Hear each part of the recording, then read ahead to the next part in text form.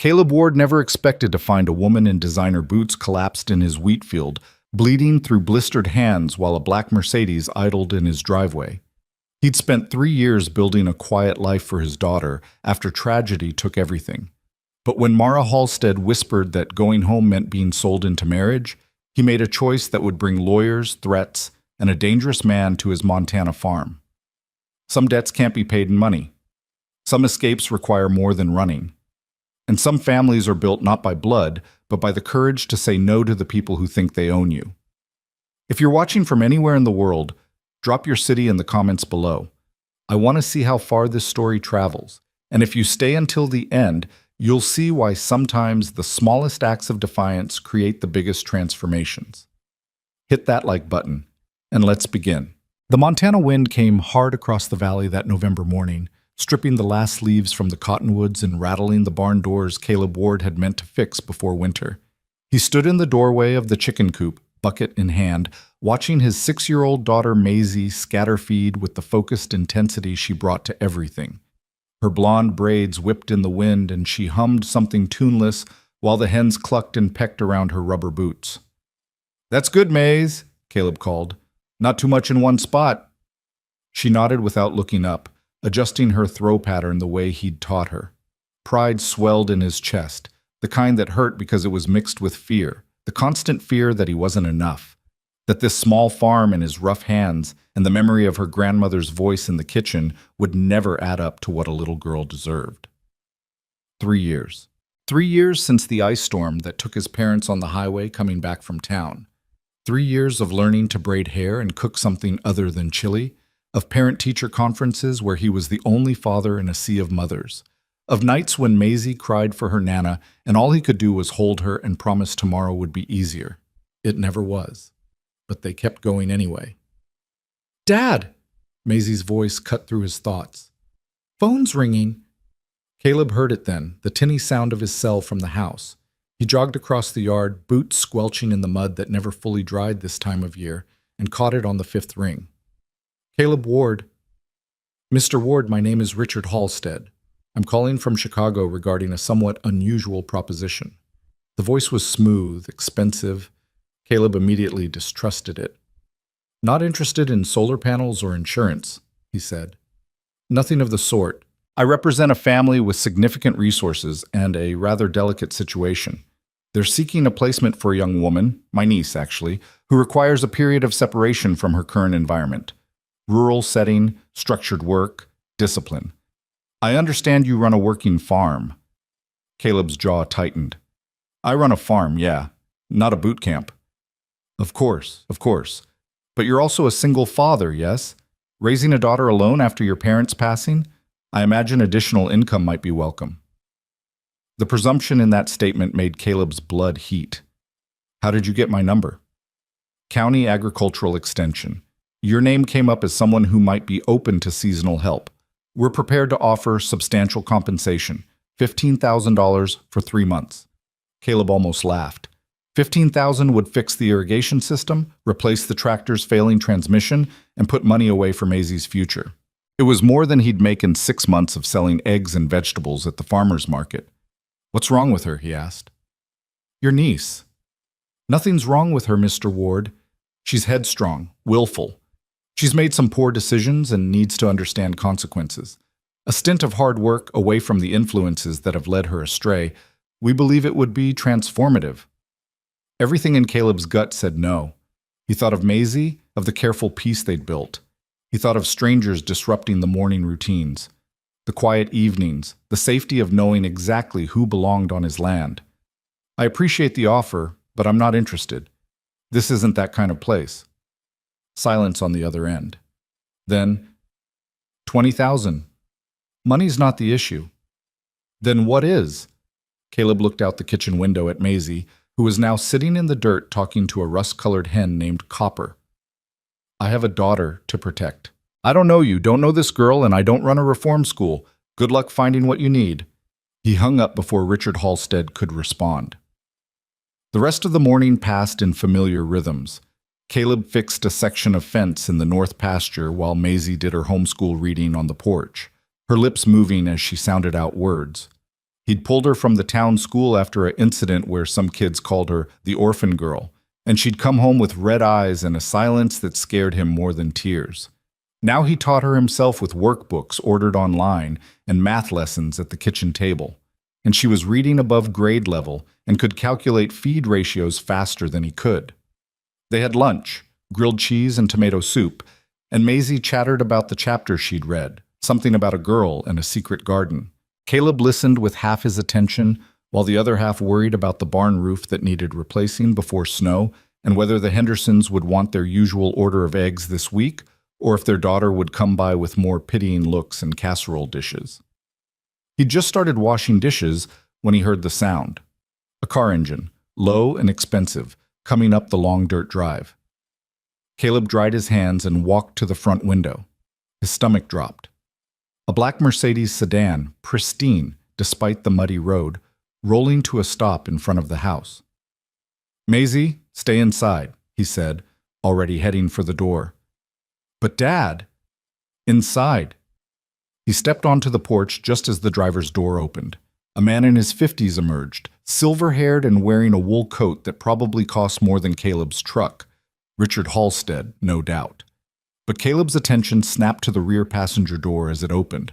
A young woman stepped out, and the contrast between her and the Montana landscape was almost absurd.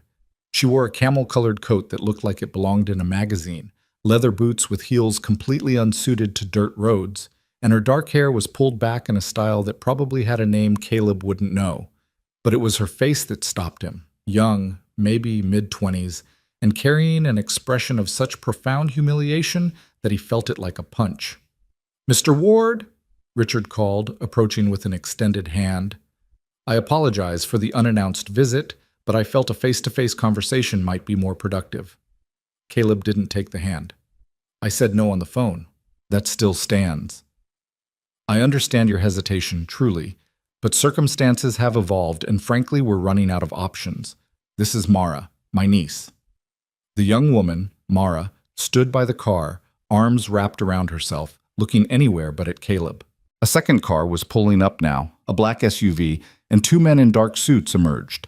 Security, Caleb realized. They brought security. "You need to leave," Caleb said, his voice flat. "Right now." "Mr. Ward, please. I have a 6-year-old daughter in that house. You think I'm letting strangers just roll up and, what, drop someone off like she's a package? Get back in your car."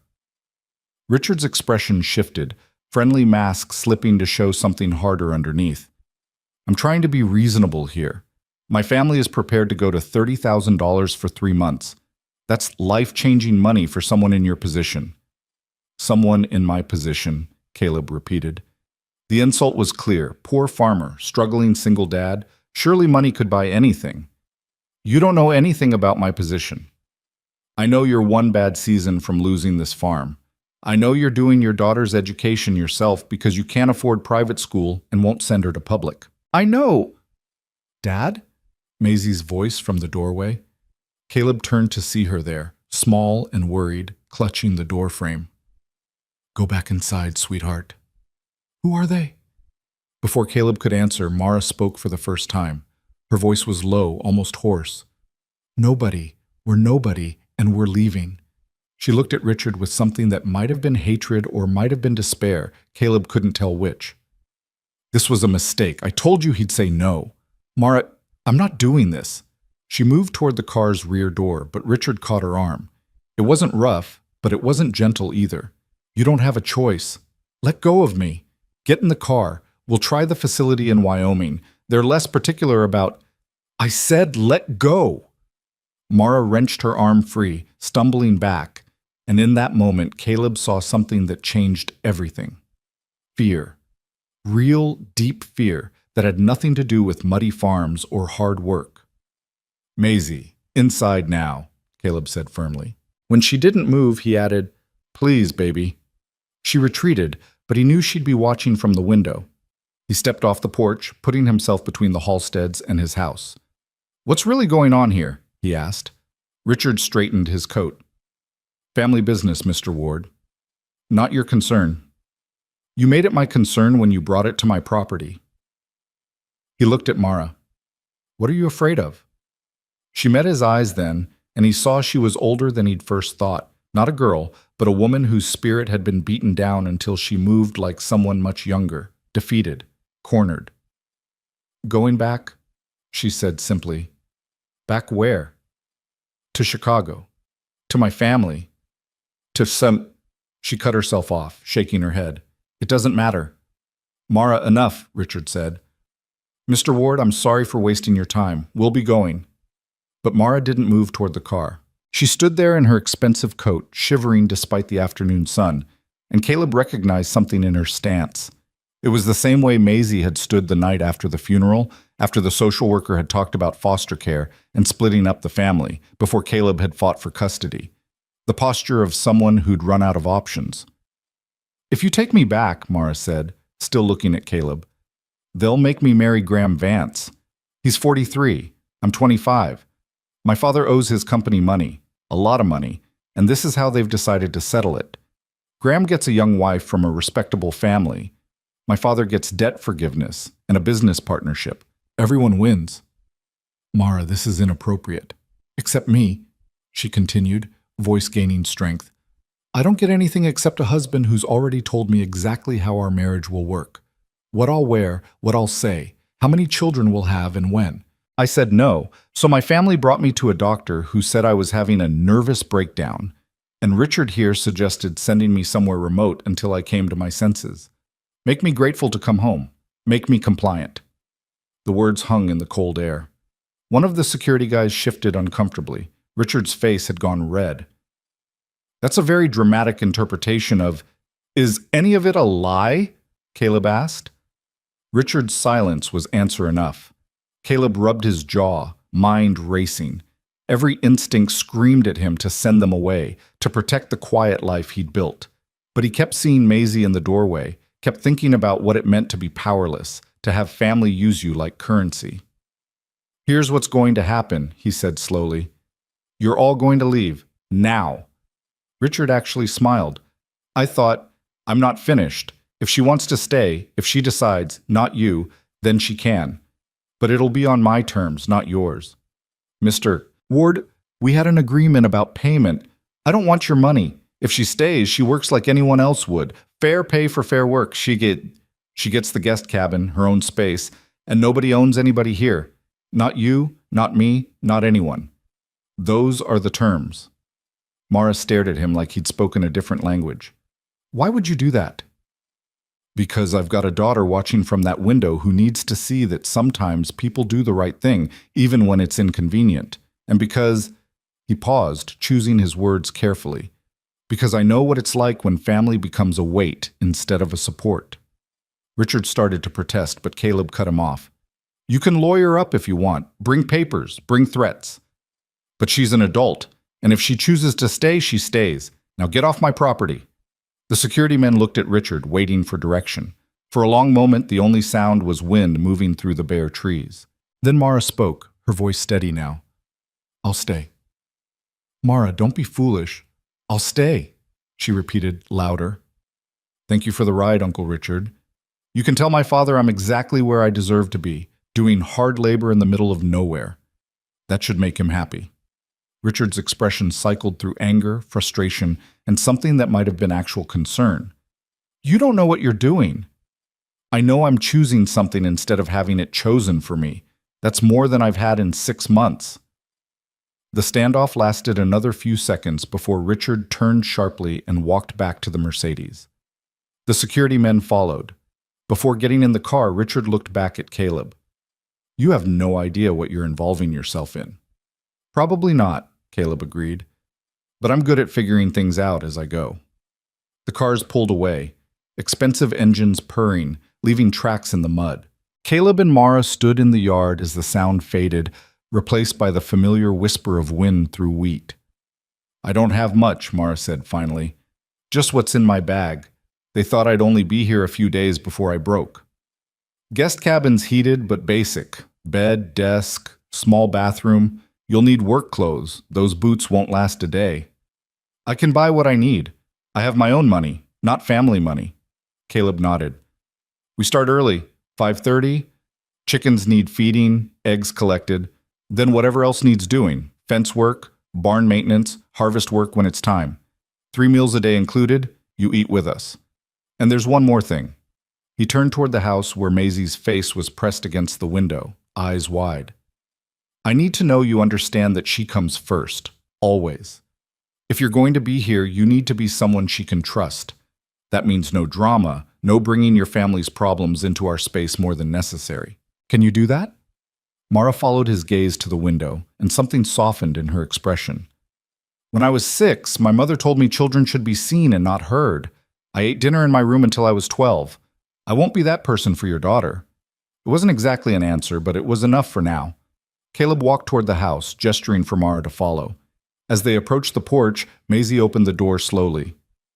Maze, this is Mara. She's going to be staying in the guest cabin and helping out around the farm for a while. Maisie studied Mara with the brutal honesty of children. You don't look like you know about farms. A ghost of a smile crossed Mara's face. I don't.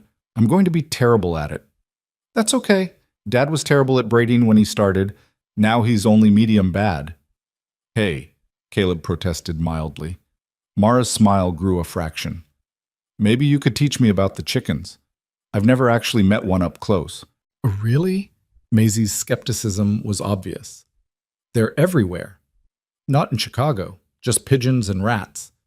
Maisie seemed to consider this tragic information. Okay, but you have to be gentle. They're smaller than they look. I'll remember that. Caleb showed Mara to the guest cabin, a small structure his father had built 20 years ago for visiting ranch hands. It was clean but sparse, single bed, pine dresser, desk and chair, a bathroom barely big enough to turn around in. Mara set her designer bag on the bed, looking around at the rough wood walls and simple furnishings. It's perfect, she said. It's small. It's mine. That makes it perfect. Caleb left her to settle in and returned to the house, where Maisie immediately bombarded him with questions. Who was she really? Why was she here? Was she in trouble? Did Dad like her? She needed help, he said, which was true enough. And we have space. Sometimes that's all that matters. That night, after Maisie was asleep, Caleb sat on the porch with a beer he didn't really want, looking out at the dark fields. Light glowed in the guest cabin window. Mara was still awake. He'd taken on a stranger, brought someone else's problems into his carefully controlled world, and he had no idea if it was brave or stupid. But he kept thinking about that moment when she'd said, going back, with such quiet desperation. He'd heard that tone before, in his own voice, in the months after his parents died, when well-meaning people kept suggesting Maisie would be better off with a complete family. Sometimes the right thing wasn't the safe thing. Sometimes you just had to trust that protecting someone else's choice was worth the risk. He finished his beer and went inside, locking doors, checking windows, doing all the small rituals that helped him sleep. Tomorrow would come early. Tomorrow would bring whatever it brought. And somewhere in Chicago, he suspected, phones were ringing and plans were being made. But tonight, 3 people slept on his land who hadn't been there this morning, and maybe that was enough. The first week nearly broke Mara. Caleb woke her at 5:30 that first morning with a knock on the cabin door, and she emerged looking like someone who'd barely slept, still wearing the expensive clothes she'd arrived in. He handed her a pair of his old work gloves and a jacket that smelled like motor oil and showed her to the chicken coop. Collect the eggs, check for any that are cracked. Put the good ones in the basket. Watch for Henrietta, the black one with the white chest. She's territorial. Mara nodded, looking at the chickens like they might explode. Maisie, already up and dressed in overalls and a flannel shirt that made her look like a miniature farmer, giggled. You're scared of chickens? I'm not scared. I'm just cautious. They're chickens. Some chickens are aggressive. I read about it online last night. Caleb bit back a smile. Maisie, show her how it's done. He left them there, Maisie's patient voice explaining about checking nesting boxes and moving slowly so you don't startle them, and went to start his own morning work. By the time he came back an hour later, Mara had collected maybe a dozen eggs and looked exhausted. Henrietta had pecked her hand twice. It's harder than it looks, Mara said defensively when she saw his expression. Everything is at first. You'll get faster. But she didn't, not that week. Every task that took Caleb or Maisie minutes took Mara 3 times as long. Mucking stalls left her trembling with effort. Hauling water made her hands blister despite the gloves. She couldn't fix fence to save her life, kept mixing up which tools were which, and nearly let the goats escape twice because she didn't latch the gate properly. Caleb watched her struggle with a mixture of sympathy and frustration. He'd expected someone pampered, yes, but he hadn't expected someone so completely unprepared for physical work. She moved through the days like someone walking through water, exhausted before noon, barely able to eat dinner before disappearing to her cabin. "Is she okay?" Maisie asked on the 3rd night. "Just adjusting." "She seems sad." Caleb didn't have an answer for that. Mara was unfailingly polite, always thanked him for meals, never complained despite obviously being in pain. But there was a brittleness to her, like she was holding herself together through sheer will, and one wrong word might shatter everything. On the 5th day, he found her in the barn crying silently while trying to lift a hay bale. Her hands were bleeding through the gloves. "That's enough," he said. "Take a break." "I can do it." "I didn't say you couldn't. I said take a break." She set the hay down, peeling off the gloves to reveal palms covered in burst blisters. Caleb winced. "Why didn't you say something?" "Because I need to prove I can do this." "Prove to who?" "To you. To myself. To—" She stopped, shaking her head. "I've never been good at anything useful. I can plan charity events and arrange seating charts and make small talk in 3 languages, but I can't collect eggs without getting pecked or lift hay without bleeding.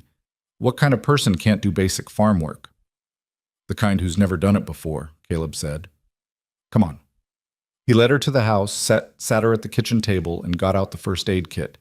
Maisie appeared from her room, eyes going wide at Mara's hands. "Does it hurt?" "A little." "Dad has special bandages. They make it stop hurting fast." Caleb cleaned the worst of the blisters with antiseptic, while Mara held very still, jaw clenched. Her hands were soft, he noticed, or had been before this week, not the hands of someone used to physical labor. "You're trying too hard," he said as he worked. "Doing too much, too fast." "I need to earn my keep." "You're doing fine. But you're also recovering from what sounds like a pretty rough few months. Your body needs time to adjust." He wrapped her hands in gauze, showed her how to keep the bandages dry, sent her to rest. That night he made beef stew, something that would be easy on her, and left a bowl on her cabin porch. In the morning it was empty, washed and returned to his porch with a note. "Thank you." The 2nd week, something shifted. Mara's hands started to heal, calluses forming where blisters had been. She learned to move more efficiently, wasting less motion. She stopped trying to prove something and started just doing the work. Caleb noticed she was watching Maisie, learning the rhythm of the farm through his daughter's easy competence. And Maisie, for her part, was warming to Mara in the way children do when they decide someone is safe. She started talking more around her, showing her favorite chickens, explaining why you had to check the fence line every day because coyotes were smart and patient. "Do you miss the city?" Maisie asked one afternoon while they were weeding the garden. "Sometimes," Mara admitted. "I miss good coffee and bookstores and being able to walk to restaurants, but I don't miss the people." "Which people?" "The ones who thought they knew what was best for me." Maisie nodded sagely, like this made perfect sense. "Dad says people who think they know everything usually know the least." "Your dad's pretty smart." "He's okay," Maisie said with the casual dismissiveness of children toward their parents. Then, carefully, "Are you going to leave when your hands stop hurting?" Mara sat back on her heels, considering. "Do you want me to?" "No, you're getting better at chickens, and you make Dad laugh sometimes." "I make him laugh?" "Yes. Yesterday, when you couldn't start the tractor and said a bad word, he laughed after you walked away. He doesn't laugh a lot usually." Mara filed that information away, something warm and unexpected blooming in her chest. "I'll stay as long as your dad lets me." "Good." That evening, Caleb made spaghetti and meatballs, and Mara ate with them at the kitchen table instead of taking her plate to the cabin. Maisie dominated the conversation, talking about the book she was reading and a math problem she'd solved and whether they should get more chickens in the spring. Caleb listened with half his attention while the other half tracked Mara.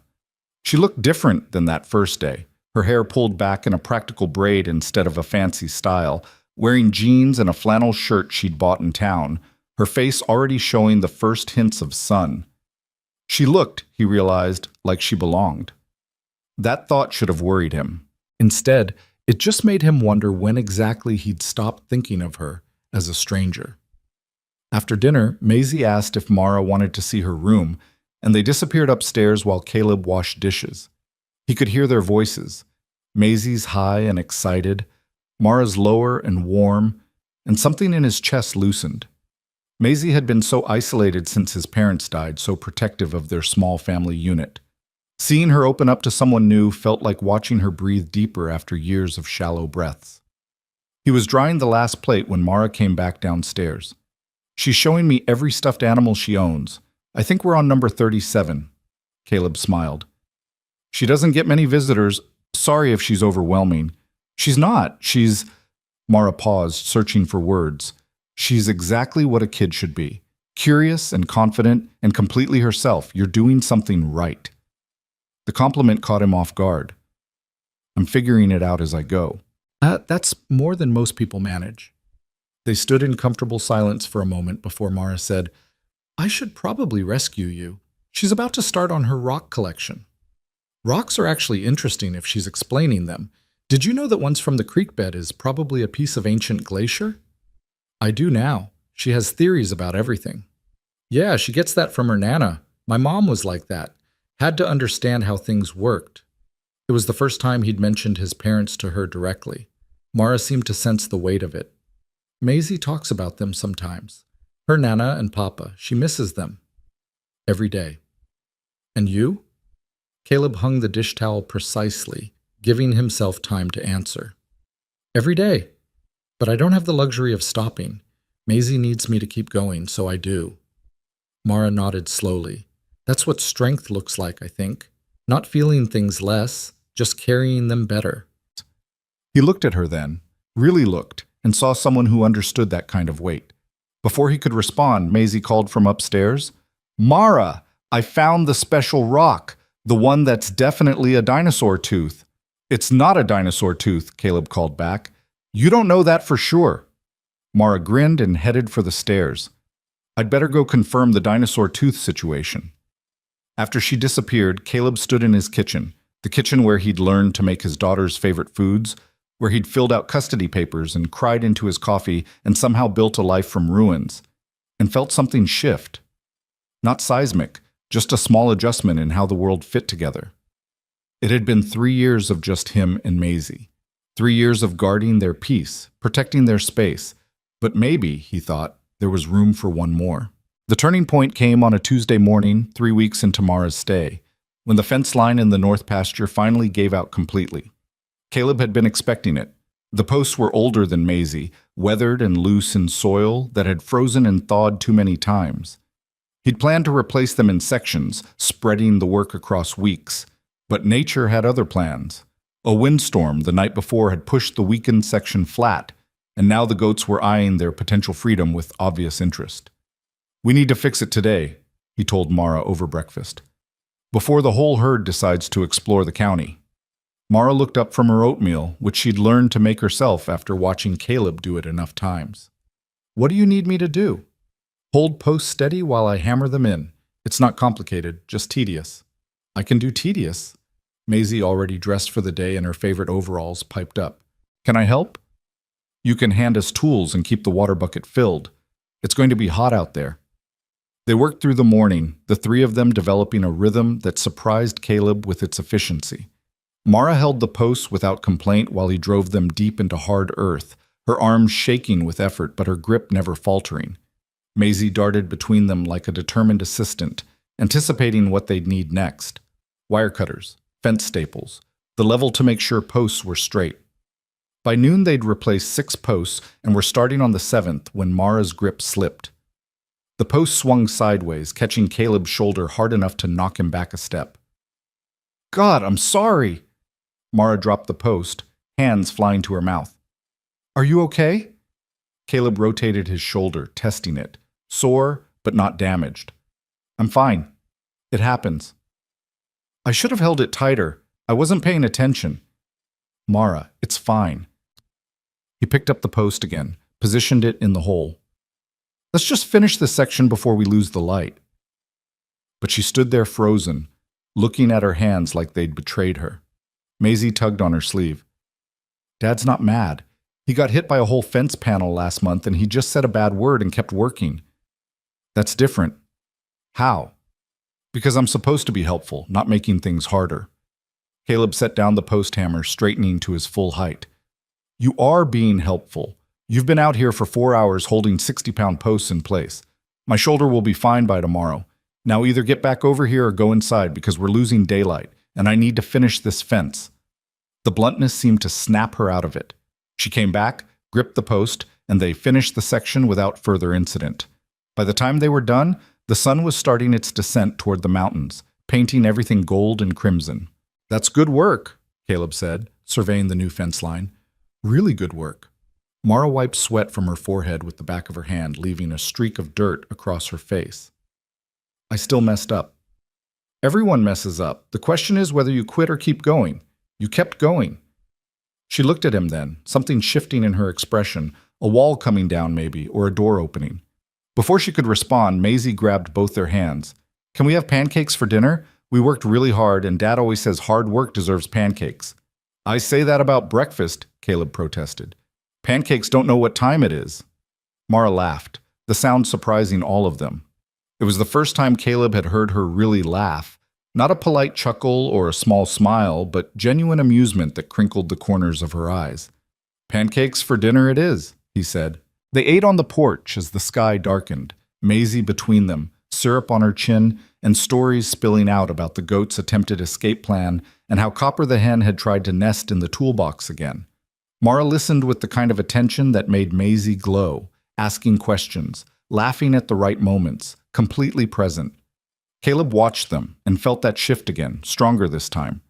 This wasn't just someone staying temporarily anymore. This was starting to feel like something else entirely. After Maisie went to bed, Caleb found Mara sitting on the porch steps, looking out at the dark fields. He sat down beside her, leaving a careful space between them. You're getting good at this, he said. At what? Almost injuring you? At being here. At the work. He gestured vaguely. All of it.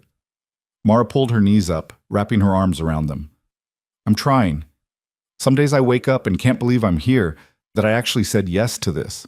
Other days I can't imagine being anywhere else. Which kind of day was today? The second kind. She paused. Is that okay? Why wouldn't it be? Because I'm supposed to be learning a lesson, getting reformed or whatever Richard told you. Instead, I'm just... She stopped, searching for words. I'm just living, working and eating pancakes for dinner and learning about goats. That's not what they wanted. What did you want? The question seemed to catch her off guard. I don't know. I spent so long doing what everyone else wanted that I forgot to figure out what I wanted. Maybe I never knew in the first place. Caleb understood that more than he could say. After his parents died, everyone had opinions about what he should do. Sell the farm, move to town, send Maisie to live with relatives who could provide stability. He'd ignored all of it and built something himself, but there had been months of drowning in other people's certainty about his life. You've got time to figure it out, he said finally. Do I? My family's not going to leave this alone forever. Eventually Richard will call, or my father will show up, or Graham will... She cut herself off, body tensing. Graham, the man they wanted you to marry. Want, present tense. My father owes Vance Industries almost $2 million. Bad investments, worse timing. Graham offered to forgive the debt in exchange for me. My father sees it as a business solution. Graham sees it as acquiring something he wants. Nobody asked what I saw. The casual way she said it, like she was discussing weather instead of being traded like property, made Caleb's jaw clench. That's not a marriage. That's a transaction. That's what I said. That's why I'm here instead of trying on wedding dresses. She laughed, but there was no humor in it. Graham came to dinner 6 months ago, sat across from me and laid out his expectations like he was presenting a contract. I'd stop working. He doesn't want a wife with a career. We'd have children immediately, 3, preferably sons. I'd manage his household, attend his functions, look appropriate, and in exchange, My father's debt disappears, and I get the privilege of being Mrs. Graham Vance. You said no. I said no. Then I said hell no. Then I said it in significantly less polite terms. Graham smiled like I was a child throwing a tantrum and told my father to handle it. That's when the doctor visits started. The suggestions that I was mentally unstable, the family meetings where everyone talked about me like I wasn't there. Richard's plan to send me somewhere remote was supposed to be the final step. Break me down until going back seemed like relief. Caleb felt cold despite the warm evening. They were going to wait you out. Exactly. 3 months of hard labor in the middle of nowhere. Then Richard swoops in with an offer to bring me home to comfort and safety and a wedding that would solve everyone's problems but mine. She turned to look at him. Except you wouldn't take their money. You didn't treat me like a reform project or a problem to solve. You just let me be here. Everyone deserves a choice. Not everyone gets one. Her voice was soft. Thank you for giving me mine. Before Caleb could respond, headlights swept across the driveway. Both of them tensed. It was past 9, and visitors this late were unusual. The vehicle that pulled up wasn't one Caleb recognized, a dark pickup truck, new and expensive.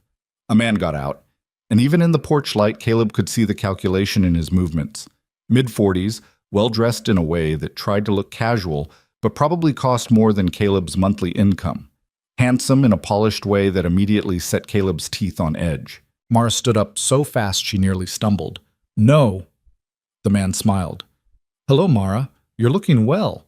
Rustic life agrees with you. Get back in your truck, Graham. So this was Graham Vance. Caleb stood up slowly, positioning himself slightly in front of Mara without making it obvious. I'm Caleb Ward. This is private property. Graham's attention shifted to him, assessing. The farmer. Richard mentioned you. Said you were unreasonably stubborn about money. I'm stubborn about a lot of things. I can respect that. I'm Graham Vance. I'm here to talk to Mara about coming home. She doesn't want to talk to you. Why don't we let her decide that? Graham took a step closer to the porch. Mara, sweetheart, this has gone on long enough. Your father's worried, your mother's been crying, I've been patient, but we need to discuss our future. We don't have a future, Mara said, voice shaking but clear. I told you that 6 months ago. Nothing's changed. Everything's changed. You've had your rebellion, proved your point. Now it's time to come home and be reasonable. I'm not going anywhere with you. Graham's smile never wavered, but something cold moved behind his eyes. You're making this harder than it needs to be. Your father and I have an agreement. You have an agreement, Mara cut in. I'm not part of it. You're very much part of it. $2 million says so. He turned to Caleb. I'm prepared to compensate you for your trouble. Let's say $50,000 for the inconvenience of housing her. That seems fair. Caleb felt Mara flinch beside him. I don't want your money. Everyone wants money. It's just a question of how much. Then I guess I'm not everyone. Mara's an adult. She can stay or go as she chooses. Right now she's choosing to stay. Graham's expression hardened slightly. Mr. Ward, I don't think you understand the situation. Mara's family has resources, connections. If they wanted to make things difficult for you, financially, legally, they could. I'd hate to see this farm suffer because of a misguided sense of chivalry. The threat was clear, and Caleb felt anger flash hot in his chest. But before he could respond, the porch door opened and Maisie appeared in her pajamas, rubbing her eyes. Dad? Who's talking? Everything stopped.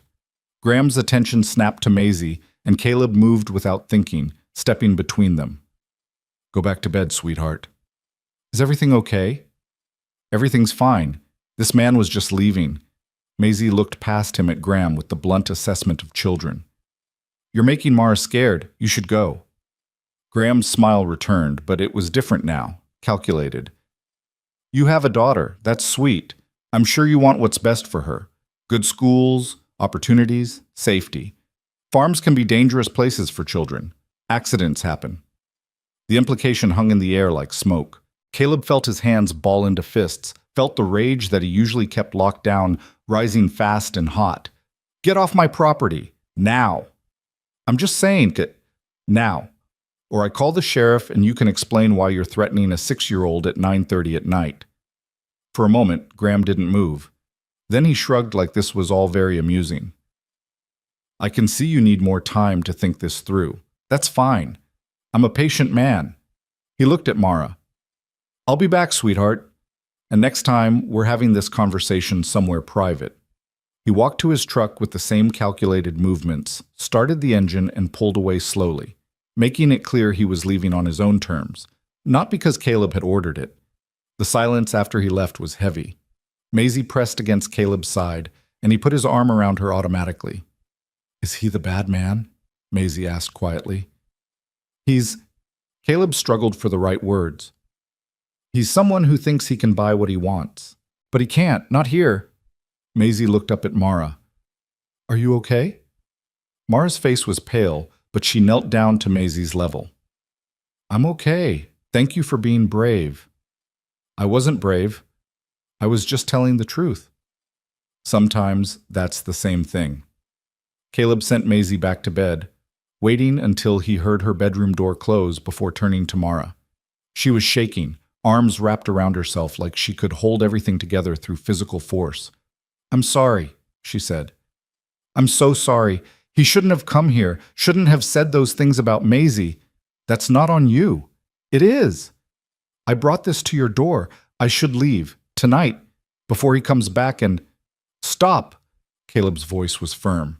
You're not going anywhere tonight. We'll figure this out in the morning when everyone's calmer. He threatened your daughter. He threatened the idea of her. There's a difference. And men like that make threats because they're not used to people saying no. Doesn't mean he'll follow through. But even as he said it, Caleb knew he was trying to convince himself as much as her. Graham Vance had looked at his farm, his daughter, his life, and seen pressure points, tools to use.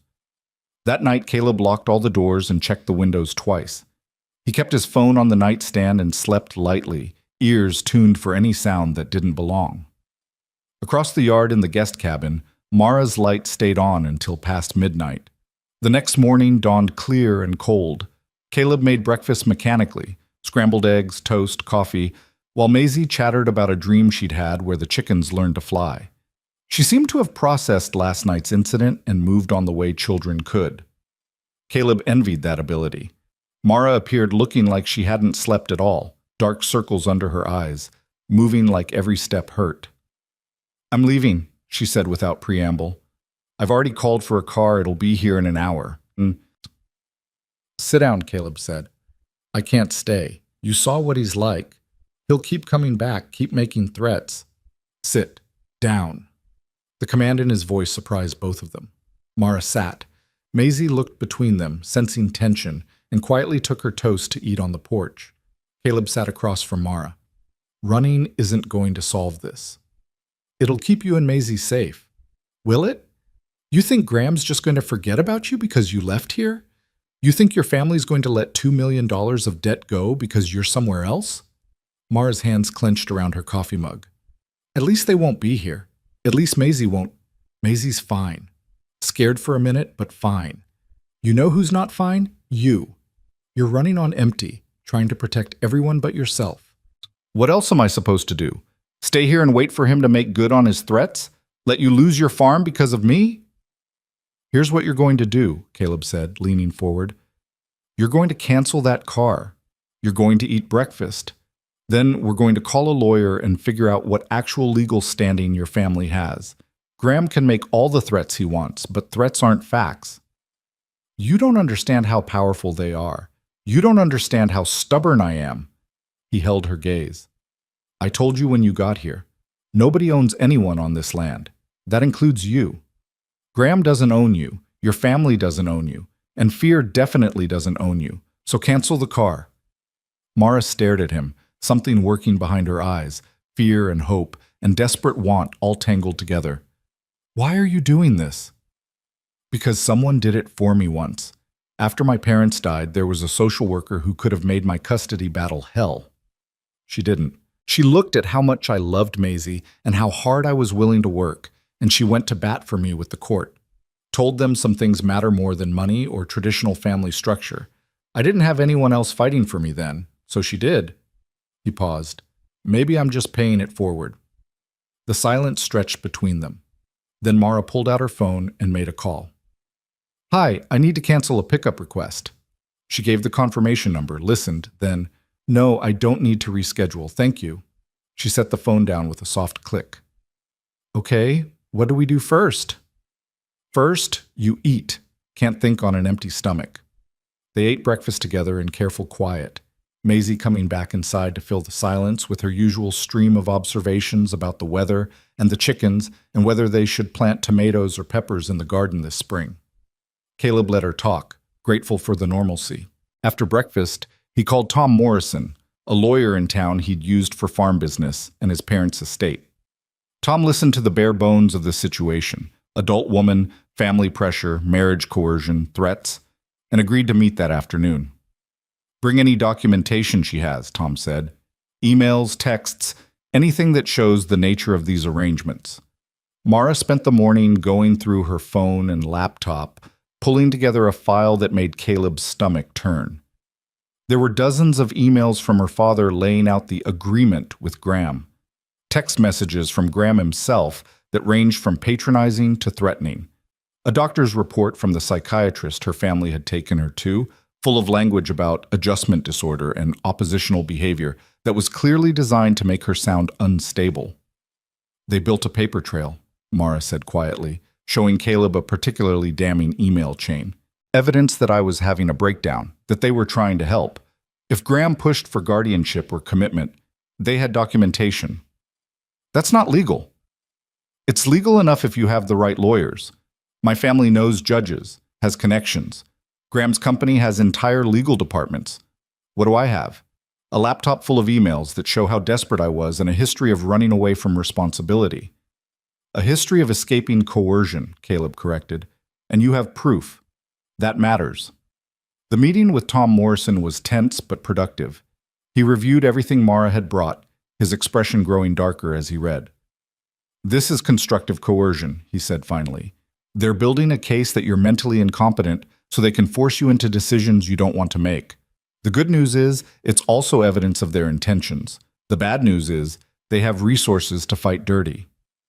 "What can we do?" Caleb asked. "Document everything from this point forward, every contact, every threat, every attempt at coercion. Get restraining orders if necessary. And Mara, you need to establish legal independence, separate accounts, separate address, proof that you're functioning fine without family intervention."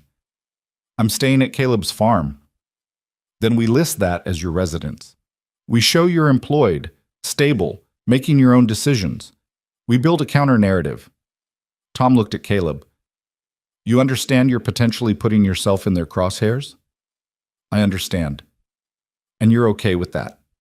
Caleb thought about Maisie on the porch, about Mara learning to collect eggs and laugh at pancake dinners, about the way his house had started feeling less empty. "Yeah, I'm okay with that." They left Tom's office with a plan and a stack of papers to file. On the drive home, Mara was quiet, staring out at the passing landscape. "You could still back out," she said finally. "Tell me to leave. I'd understand." "I know you would, but I'm not going to." "Why not?" Caleb kept his eyes on the road. "Because you asked me once why I was helping you, and I didn't have a good answer. But I do now. I'm helping because it's right. Because Maisie's watching how I handle this, and I want her to learn that you don't abandon people when things get hard. And because—" He paused, choosing his words carefully. "Because somewhere in the last 3 weeks you stopped being a stranger who needed help and became someone I want around." He could feel Mara looking at him, but he didn't turn. The admission was enough without adding eye contact. "I want to be around too," she said quietly. "More than I've wanted anything in a long time." They drove the rest of the way in comfortable silence, and when they got home, Maisie was waiting on the porch with a drawing she'd made. 3 stick figures standing in front of a barn, labeled Dad, me, and Mara. "It's us," Maisie announced proudly. "I gave Mara really good hair because hers is pretty." Mara took the drawing like it was made of glass. "It's perfect. Can I keep it?" "Yeah, I made it for you." That night, after Maisie was asleep, Caleb found Mara's drawing taped to the wall of the guest cabin, right above her desk where she'd see it every morning. And he knew, with absolute certainty, that Graham Vance coming back wasn't a question of if, but when. But they'd be ready. They had to be. Graham Vance didn't come back the next day, or the day after that. A week passed, then two, and the tension that had gripped the farm began to ease into something like normalcy. Mara settled deeper into the rhythm of work, her hands no longer blistering, her movements efficient. She learned to anticipate what needed doing before Caleb asked, developed her own relationship with the chickens, and even started helping Maisie with her schoolwork in the afternoons. The three of them fell into patterns that felt less like accommodation and more like belonging. Mara made coffee every morning before Caleb was fully awake, learning exactly how he liked it. Caleb started setting aside the tasks that required two people for times when Mara was available, working more efficiently together than he'd managed alone in years. Maisie appointed herself teacher of all things farm-related, walking Mara through the finer points of goat behavior and chicken politics with the authority of someone who'd lived here her whole life. On a Thursday morning in late November, Caleb was replacing a rotted board on the barn when he heard Mara's voice raised in frustration. He climbed down from the ladder to find her in the equipment shed, staring at the old tractor with her hands on her hips. "It won't start. Again." "Did you check the fuel line?" "Yes. And the battery connections, and I cleaned the air filter like you showed me." She kicked the tire lightly. "I think it hates me." Caleb bit back a smile. "Tractors don't have feelings." "This one does. Malicious feelings specifically directed at me." He moved past her to check the engine, aware of her watching over his shoulder. She smelled like hay and the lavender soap she'd bought in town, and he tried not to notice how close she was standing. "Spark plugs fouled," he said after a moment. "Easy fix." "I should have caught that." "You're learning. Takes time." He grabbed a wrench from the toolbox. "Here, I'll show you how to clean it." They worked together in the dim shed, Caleb talking her through the process while Mara's capable hands followed his instructions. She was a quick study, he'd noticed. Once she understood the logic of something, she remembered it. Not like him, who'd learned everything through repetition and muscle memory. "My father would lose his mind if he could see me now," Mara said, fitting the spark plug back into place. "Covered in grease, fixing tractors. He once told me my hands were meant for piano, not labor." "Do you play?" "Played. Past tense. 12 years of lessons, competitions, recitals. I was good too. Then I turned 18 and my mother decided piano wasn't an appropriate focus for a young woman of my position. Better to learn event planning and social graces." Caleb heard the old anger in her voice, buried under acceptance. "You could play again, if you wanted." "With what piano? These hands?" She held them up, showing calluses and a healing cut from fence wire. "Besides, I don't miss it as much as I thought I would. Turns out I was never playing for me anyway." The tractor coughed to life, engine rumbling steady. Mara's face lit up with genuine triumph. "I did it! We did it! No, I did most of it. You just supervised." She was grinning now, smudged with grease and completely unself-conscious. "I fixed a tractor." "Don't let it go to your head. Next week you'll learn to change the oil." "I can't wait," she said, and the surprising thing was she meant it. That afternoon, while Mara was helping Maisie with fractions at the kitchen table, Caleb's phone rang. The number was unlisted, which usually meant spam, but something made him answer.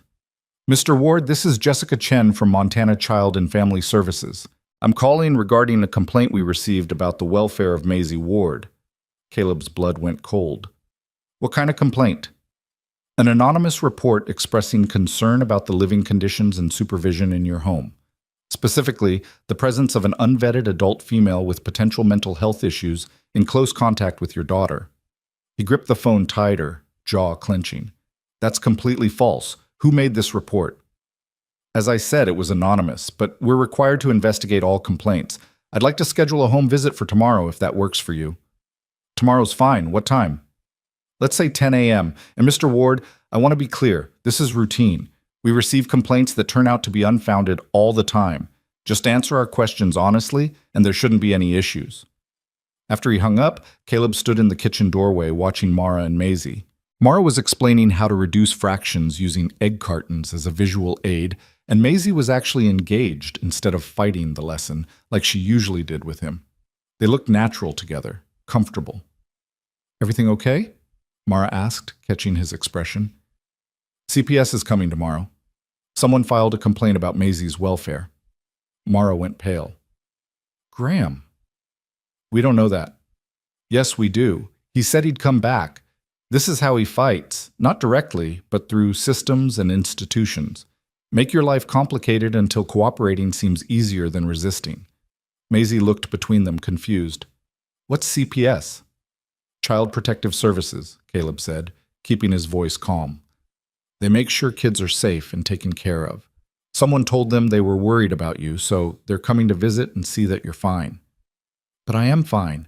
I know, baby. That's what we'll show them. That night, after Maisie was in bed, Caleb and Mara sat at the kitchen table going through everything CPS might ask about. The house was clean but lived in. Maisie's homeschooling records were meticulous. The farm was safe and well maintained. There was nothing to hide, nothing to worry about, except Mara herself. Maybe I should leave for a few days, she said. Go stay in town until this is resolved. That makes it look like we have something to hide. Or it removes the concern they're investigating. Caleb shook his head. You live here. You work here. Running away won't help. It'll just confirm whatever story Graham's trying to tell. What if they take her? Mara's voice broke on the question. What if he's built enough of a case that they actually take Maisie away? They won't. I've been her legal guardian for 3 years. She's healthy, happy, educated. One anonymous complaint doesn't override all that. But even as he said it, Caleb felt the fear. He'd fought so hard for custody after his parents died, had proven himself capable against relatives who'd argued he was too young, too unprepared, too male to raise a daughter alone. The idea of losing her now, because of someone else's vendetta, made him physically sick. Mara reached across the table and took his hand. The gesture surprised them both, but neither pulled away. We'll get through this, she said firmly. Together. The social worker who arrived the next morning was younger than Caleb expected, maybe early 30s, with kind eyes and a professional demeanor that didn't quite hide her curiosity.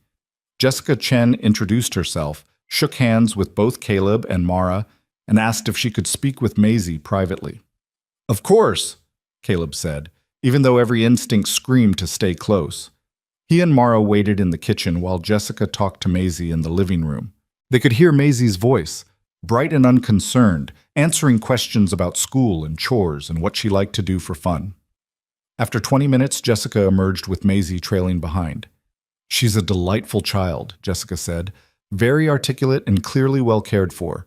Now, Mr. Ward, can you walk me through your household situation? Specifically, Ms. Halstead's presence here? Caleb explained the arrangement as truthfully as possible. Mara needed work and housing. He needed help on the farm. She lived in the guest cabin and contributed to the household. He showed Jessica Mara's employment records, the pay stubs he'd started generating through Tom Morrison's advice, the guest cabin itself with its separate entrance and basic but adequate accommodations. And you've known Ms. Halstead for how long? About 6 weeks. Jessica made a note. That's not very long to have someone living on the property with your daughter. It's long enough to know she's trustworthy, Caleb said. Maisie likes her. She's been good for both of us. I'm sure, but the complaint specifically mentioned concerns about Ms. Halstead's mental health. Is there anything you can tell me about that? Mara spoke up before Caleb could. I can tell you that my family hired a psychiatrist to declare me mentally unstable when I refused an arranged marriage. The doctor wrote a report suggesting I had adjustment disorder and oppositional tendencies, which is a clinical way of saying I disagreed with what they wanted. I'm happy to provide documentation of the coercive circumstances. Jessica's eyebrows rose. An arranged marriage? My father owes a significant debt to a business associate. The associate offered to forgive the debt in exchange for marrying me. I declined. My family saw my refusal as a problem to be managed rather than a decision to be respected. And you came here to escape that situation? I came here because Mr. Ward offered me a choice instead of an ultimatum. I've been working, earning my own money, making my own decisions. I'm happier and healthier than I've been in years. Jessica looked between them, something shifting in her expression. Mr. Ward, can I see Maisie's educational records? Caleb showed her everything, the curriculum, Maisie's completed work, the testing results that showed she was reading 2 grades above level and excelling in math. Jessica reviewed it all carefully, asked questions about socialization and extracurricular activities, made more notes. Finally, she closed her folder and stood. I've seen enough. Maisie is clearly thriving. The home is safe and clean. Her education is more than adequate. As for Ms. Halstead, I see no evidence of instability or danger. If anything, she seems to be a positive presence. Caleb felt tension drain from his shoulders. So the complaint is unfounded? Completely. I'll file my report stating as much. However, she paused. I want you to be aware that complaints can be filed repeatedly. If someone is determined to make trouble, they can keep calling. Each complaint requires investigation, which means more visits, more scrutiny. What can we do about that? Document everything. Keep detailed records of Maisie's care and education. And if you know who's behind this, consider legal action for harassment. After Jessica left, Caleb stood on the porch watching her car disappear down the drive. Mara came up beside him, close enough that their shoulders almost touched. He's going to keep coming, she said quietly. This was just the first move. Then we'll handle the next one, and the one after that. I should leave. End this before he destroys everything you've built. Caleb turned to face her fully. Stop saying that. You're not leaving. We're not running. If Graham wants a fight, he'll get one, but he won't get what he wants. What if what he wants is to make you suffer until you give up? Then he doesn't know me very well. Something fierce and grateful flashed across Mara's face. Before either of them could say more, Maisie burst out the front door. Is the CPS lady gone? Did we pass? We passed, Caleb confirmed. Good. Because Copper laid 3 eggs in weird places today, and I need Mara to help me find them. She's better at thinking like a chicken than you are. Mara laughed, the sound breaking the tension. I'll take that as a compliment. She followed Maisie toward the chicken coop, and Caleb watched them go. His daughter chattering about Copper's egg-hiding habits, Mara listening with genuine interest. This was his life now. Complicated, threatened, but also fuller than it had been in years. 2 days later, the trouble escalated. Caleb was in town picking up feed when his phone rang. The caller ID showed the county clerk's office. Mr. Ward, this is Patricia Mills. I'm calling about some paperwork we received regarding your property. There's a lien being filed against your farm for unpaid debts. That's not possible. I don't have any unpaid debts. According to the filing, you owe Henderson Agricultural Supply $68,000 for equipment and services rendered over the past 3 years. Caleb's grip on the phone tightened. I pay Hendersons in cash every month. I don't carry debt with them. Do you have receipts? Of course I have receipts. Then I'd suggest you bring them in as soon as possible. The lien hearing is scheduled for next week. If you can't prove the debt is invalid, the court could authorize seizure of assets. Caleb drove home faster than he should have, mind racing. Henderson's was the main farm supply store in the county, run by Bill Henderson and his son Marcus. Caleb had been doing business with them since before his parents died.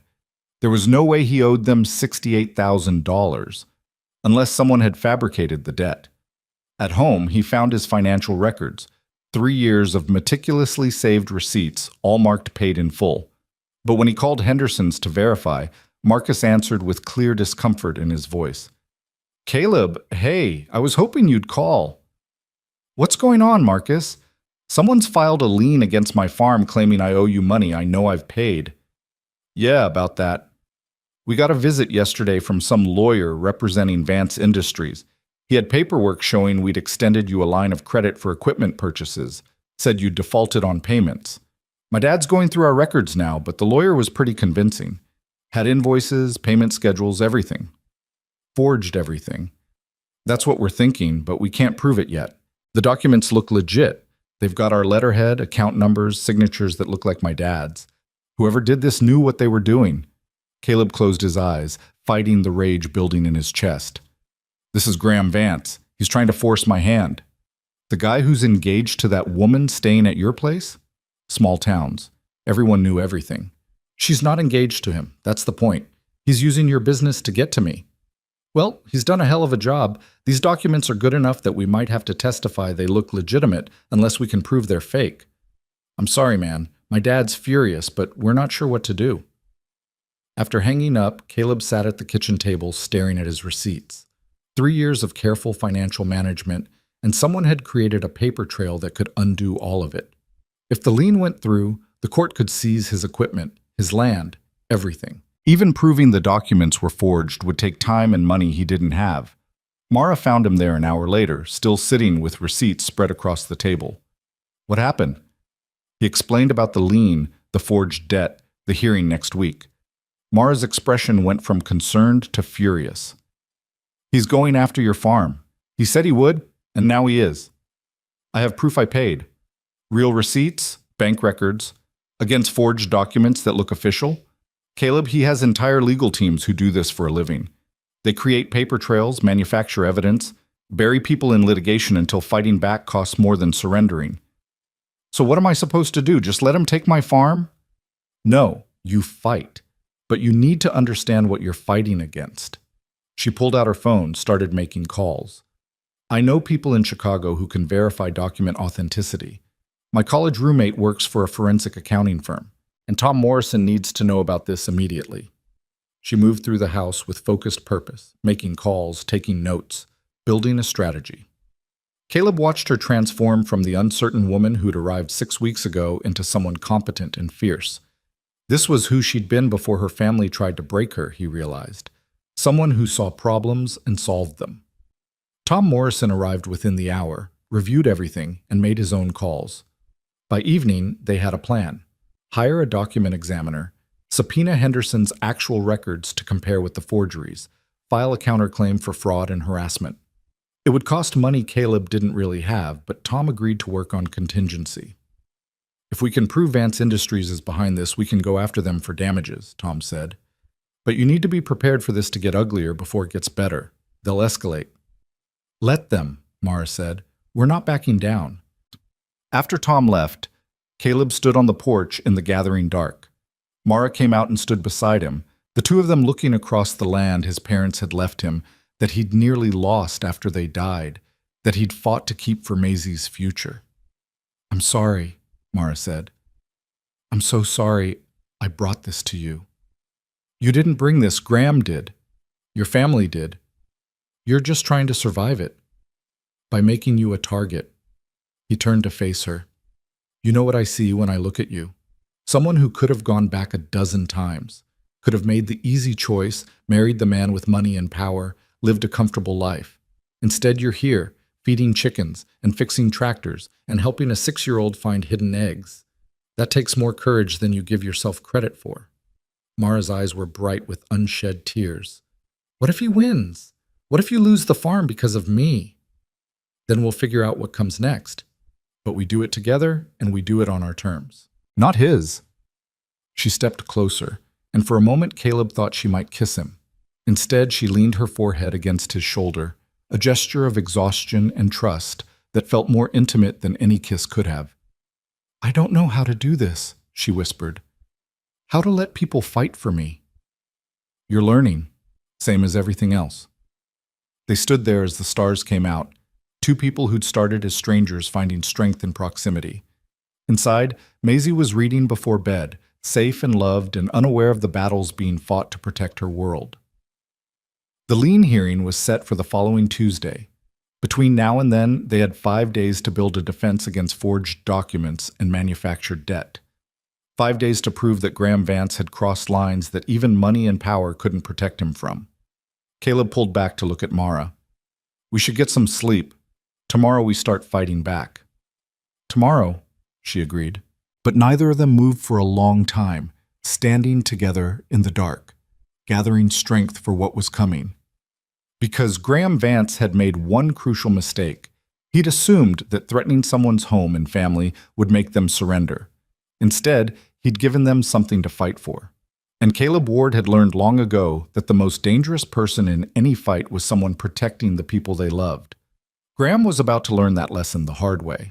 The document examiner arrived Monday morning, a sharp-eyed woman named Dr. Sarah Park, who'd driven 3 hours from Billings with equipment that looked like it belonged in a crime lab. She set up at Caleb's kitchen table, laying out the forged invoices next to his legitimate receipts under bright LED lights. Interesting, she murmured, examining the signatures through a magnifying lens. Very interesting.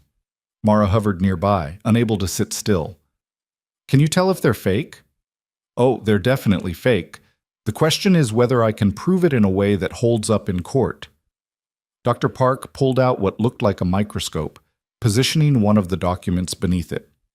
Whoever did this was good. They matched the letterhead perfectly, got the account numbers right, even replicated the signature pressure points, but they made mistakes. What kind of mistakes? Caleb asked. The paper stock is wrong. Henderson's uses a specific weight and texture for invoices. I called them this morning to confirm. These documents use something close but not exact. And the ink, she adjusted the microscope. The ink on your legitimate receipts has aged naturally. These forged ones were created recently, probably within the last 2 weeks. The chemical composition is different. Relief flooded through Caleb. That's enough to prove forgery? It's a strong start. Combined with Henderson's testimony that they never extended you credit and your bank records showing consistent cash payments, we can build a compelling case. She looked up from the microscope. But whoever commissioned these forgeries has deep pockets. They'll have their own experts trying to discredit my findings. Are you prepared for that fight? We don't have a choice, Mara said firmly. Dr. Park studied her with obvious curiosity. You're the woman at the center of this, aren't you? The one Graham Vance wants to marry. I'm the woman who refused to be traded for debt relief. There's a difference. A small smile crossed Dr. Park's face. Good for you. Men like Vance think everything has a price. I've testified against his company before, actually. Different case, similar tactics, manufactured evidence, intimidation, legal bullying. They lost that case badly. What happened? Caleb asked. The judge didn't appreciate being lied to, sanctioned their lawyers, awarded damages to our client, and made it very clear that forgery in pursuit of debt collection is a criminal offense, not just a civil matter. She returned to her examination. If I can prove these documents are fraudulent with absolute certainty, Vance Industries could face serious consequences beyond just losing the lien case. They spent the rest of the day gathering evidence. Bill Henderson came by personally with 3 years of Caleb's actual transaction records, every receipt and payment logged in meticulous detail. His anger at being used in someone else's scheme was obvious. My family's been in business here for 40 years, he said, dropping a heavy ledger on the table. We built our reputation on honesty and fair dealing. Vance's lawyers come in here with their forged documents, trying to make us look like we're party to fraud. That doesn't just threaten you, Caleb. It threatens everything we've built. I'm sorry you got dragged into this. Don't be sorry, be ready to fight. Bill pointed at the ledger. Every payment you've made is documented there. Cash receipts, dates, amounts, they match what you've got. No credit extended, no debt owed. Anyone says different is lying. Tom Morrison arrived in the afternoon with news from his own investigation. I filed a motion to delay the lien hearing until Dr. Park completes her analysis. The judge granted it. We've got 2 more weeks. But there's something else you need to know. The way he said it made Caleb's stomach tighten. What? Graham Vance isn't just going after the farm. He's filed a petition in Illinois court seeking guardianship over Mara on grounds of mental incapacity. Claims she's unable to make rational decisions, that her refusal to return home demonstrates impaired judgment, and that her family has concerns about her well-being. Mara went very still. He can't do that. I'm 25 years old. I'm not incapacitated.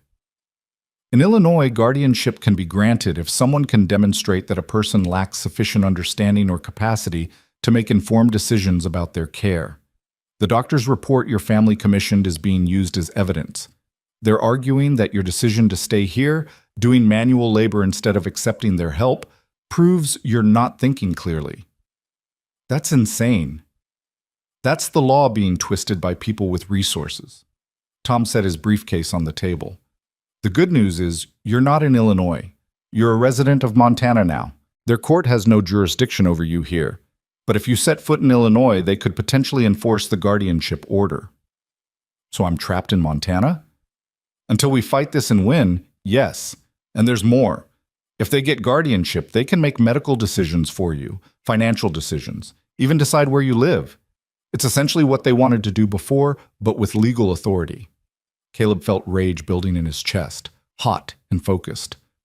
How do we stop it?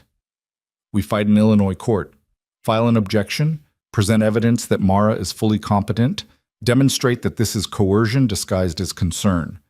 but it means traveling to Chicago, facing your family directly, and probably dealing with Graham's lawyers on their home territory.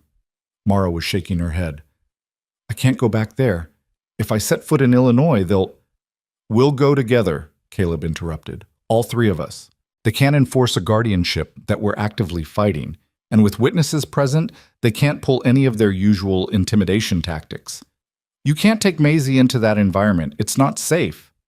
Staying here while you face them alone isn't safe either. We're a family now. He stopped, the word hanging in the air between them. We're in this together. That means we face it together. Tom cleared his throat. For what it's worth, I think Caleb's right.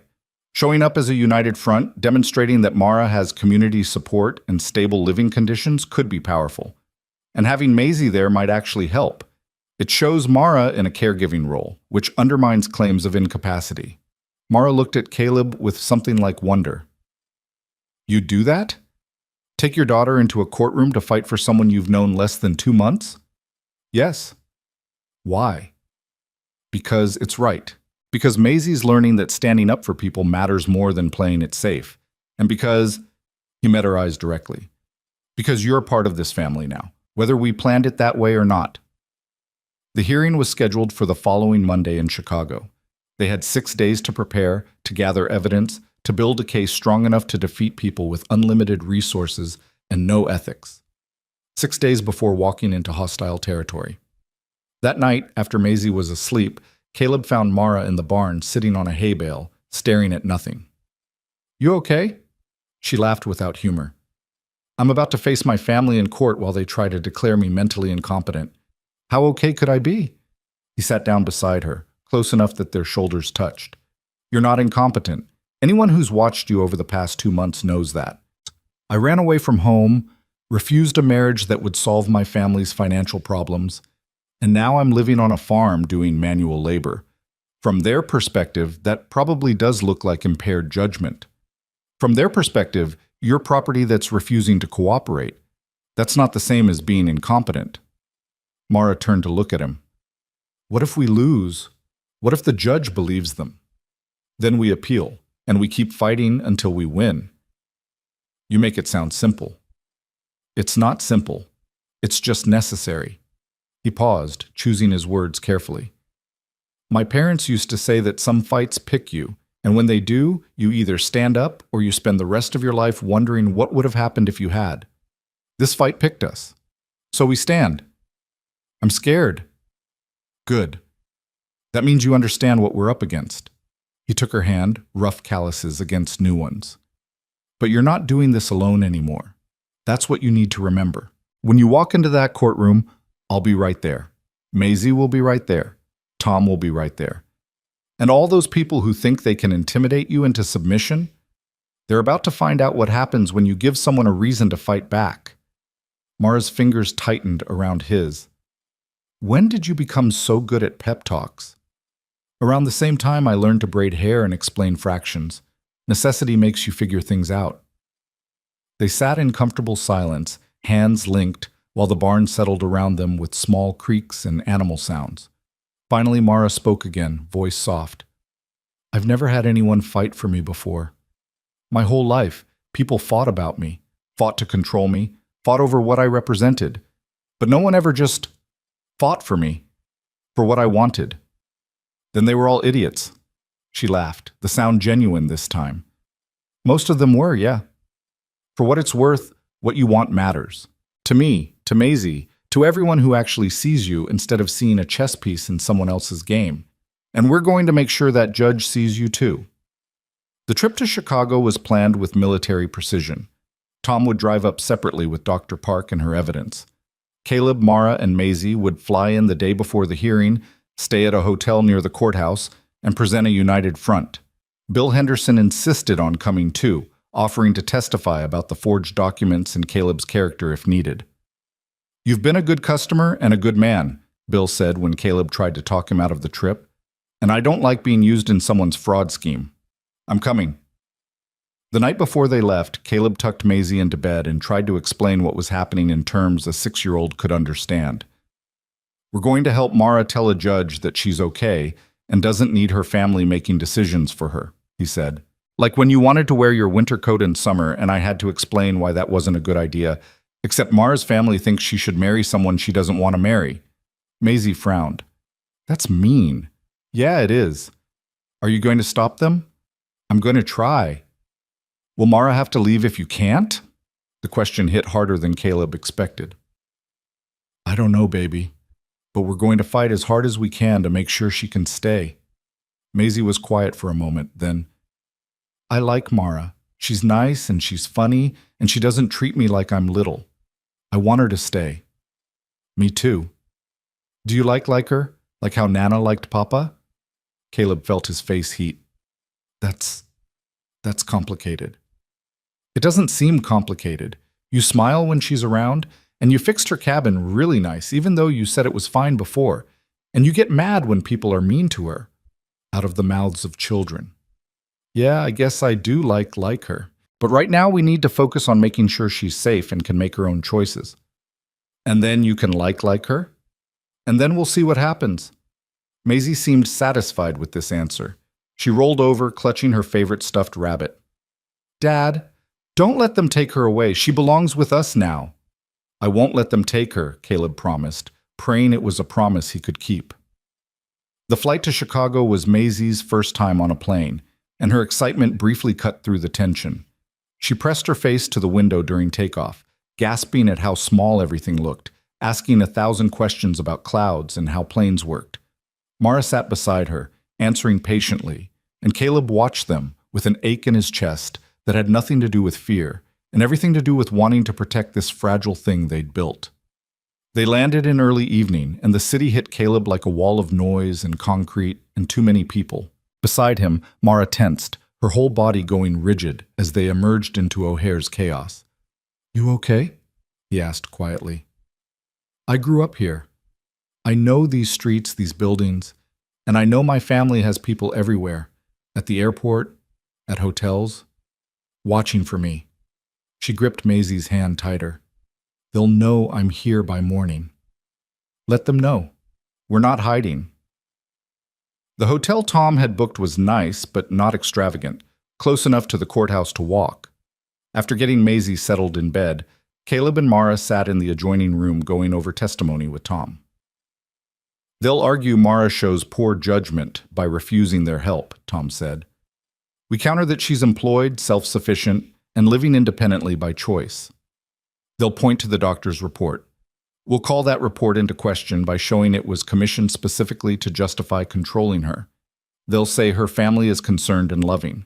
We'll present evidence of coercion, manipulation, and the arranged marriage scheme. What about Graham? Mara asked. Will he be there? Probably. He's listed as a concerned party in the filing. And my parents? Almost certainly. Mara closed her eyes. I haven't seen them in 2 months. Haven't spoken to them except when Richard showed up at the farm. Are you ready to face them? No, but I'm going to anyway. They reviewed evidence until past midnight, emails showing the marriage arrangement, texts from Graham that ranged from condescending to threatening, the psychiatrist's report with its loaded language, bank records showing Mara's father's debt to Vance Industries.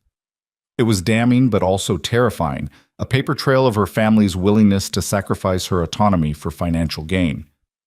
One more thing, Tom said, pulling out a document. I filed a motion to have the hearing open to the public and press. Normally, guardianship proceedings are private, but given the unusual circumstances and allegations of coercion, I argued it should be public record. Did the judge agree? Caleb asked. Hearings tomorrow on the motion, but I wanted you to be prepared. If it's granted, this becomes news. Your story, Mara's family, Graham's company, all of it could be public. Mara's hands trembled slightly. Good. Let it be public. Let everyone see what they tried to do. The motion hearing the next morning was brief. The judge, a stern woman in her 60s named Patricia Delacroix, listened to arguments from both sides. Graham's lawyer, a polished man in an expensive suit, argued strenuously for privacy, claiming publicity would damage Mara's reputation and her family's standing. Tom countered that transparency protected against abuse of the guardianship system, especially when there were allegations of coercion and financial motivation. Judge Delacroix took less than 5 minutes to decide. Given the unusual circumstances and serious allegations involved, I'm granting the motion for public proceedings. This hearing will be open and transcripts will be available. We'll reconvene Monday morning for the main guardianship petition. Graham's lawyer looked like he'd swallowed something sour. In the gallery, Caleb saw a couple he assumed were Mara's parents, the woman elegant and cold, the man fidgeting with obvious anxiety. They stared at Mara with expressions that mixed anger, concern, and something that might have been genuine hurt. Mara looked straight ahead, refusing to meet their eyes. Outside the courthouse, reporters were already gathering. Word had spread about the unusual case. Tom fielded questions while Caleb shepherded Mara and Maisie to a waiting car. But one reporter, a young woman with sharp eyes, called out directly to Mara, "Ms. Halstead, is it true your family tried to force you into marriage to settle a debt?" Mara stopped, and Caleb felt her straighten her spine. She turned to face the reporter. "Yes. My father owes Graham Vance's company $2 million. Rather than deal with the debt through normal business channels, they decided I would marry Mr. Vance and the debt would be forgiven. When I refused, my family had me evaluated by a psychiatrist who wrote a report suggesting I was mentally unstable. Now they're seeking guardianship to force compliance. That's why we're here, to prove I'm perfectly capable of making my own decisions and that their concern is about control, not care." The reporter's eyes widened. "Are you willing to testify to that under oath?" "Absolutely." More questions erupted, but Tom stepped in, guiding them away. In the car, Maisie tugged Mara's sleeve. "You were really brave." "I was really angry," Mara corrected. "But I'm glad I said it." The weekend passed in a blur of preparation and tension. They reviewed testimony, practiced responding to hostile questions, went over evidence until Caleb could recite transaction dates in his sleep. Dr. Park arrived Saturday evening with her completed analysis, confident she could prove the Henderson documents were forged. Sunday afternoon, Bill Henderson showed up at their hotel with news. "Marcus did some digging," he said, settling into a chair in their suite. "He's got a buddy who works in commercial printing. Managed to trace the paper stock used in those forged invoices. It's a specialty stock, only sold to a few buyers. One of them is a law firm that does regular work for Vance Industries." Tom leaned forward. "Can he testify to that?" "He's willing, but there's more. The firm that bought the paper? They also handled the psychiatrist's report on Mara. Same firm is representing Graham in the guardianship petition." "They connected everything through one law firm?" Caleb asked. "That seems sloppy." "Arrogant," Tom corrected. "They didn't think anyone would dig deep enough to connect the dots, or they assumed their reputation would intimidate people into not looking." That evening, Caleb took Maisie to the hotel pool while Mara prepared with Tom. When they returned, Mara was sitting by the window staring out at the Chicago skyline. "Maisie, why don't you pick out pajamas?" Caleb said. His daughter, perceptive as always, took the hint and disappeared into the bedroom. Caleb sat down beside Mara. "Talk to me. Tomorrow I have to sit in a courtroom and explain to a judge why I should be allowed to control my own life. I have to defend choices that shouldn't need defending. And I have to do it in front of my parents, who I used to think loved me, and now I don't know what they feel." "They're scared," Caleb said. "Scared of debt, scared of losing status, scared of what happens if they can't control the situation. Fear makes people do terrible things." "Does it excuse terrible things?" "No, but it explains them." He took her hand. "Tomorrow you tell your truth. You show that judge who you really are, not the unstable woman in that doctor's report, not the disobedient daughter your family describes. The real you. The woman who learned to fix tractors and collect eggs and help a 6-year-old with fractions. The woman who chose freedom over comfort and work over being owned.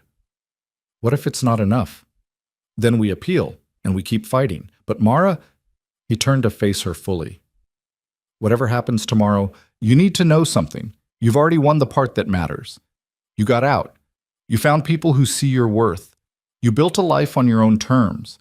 No matter what that judge decides, they can't take that away." Tears spilled down her cheeks, and she leaned into him, letting him hold her while she cried. Not the silent, controlled tears he'd seen before, but deep, shaking sobs that seemed to release months of held-back fear and pain. When she finally pulled back, her eyes were red but clearer. "Thank you for all of this. for fighting with me. Thank you for trusting me enough to let me. Monday morning dawned cold and gray. They dressed in their best clothes, Caleb in the only suit he owned, Mara in a simple dress that managed to look professional and approachable, Maisie in a blue dress she'd picked out herself. At the courthouse, reporters crowded the steps, cameras flashing. Inside, the courtroom was surprisingly full. Caleb recognized some faces from town, people who'd made the drive to show support. Bill Henderson sat in the front row.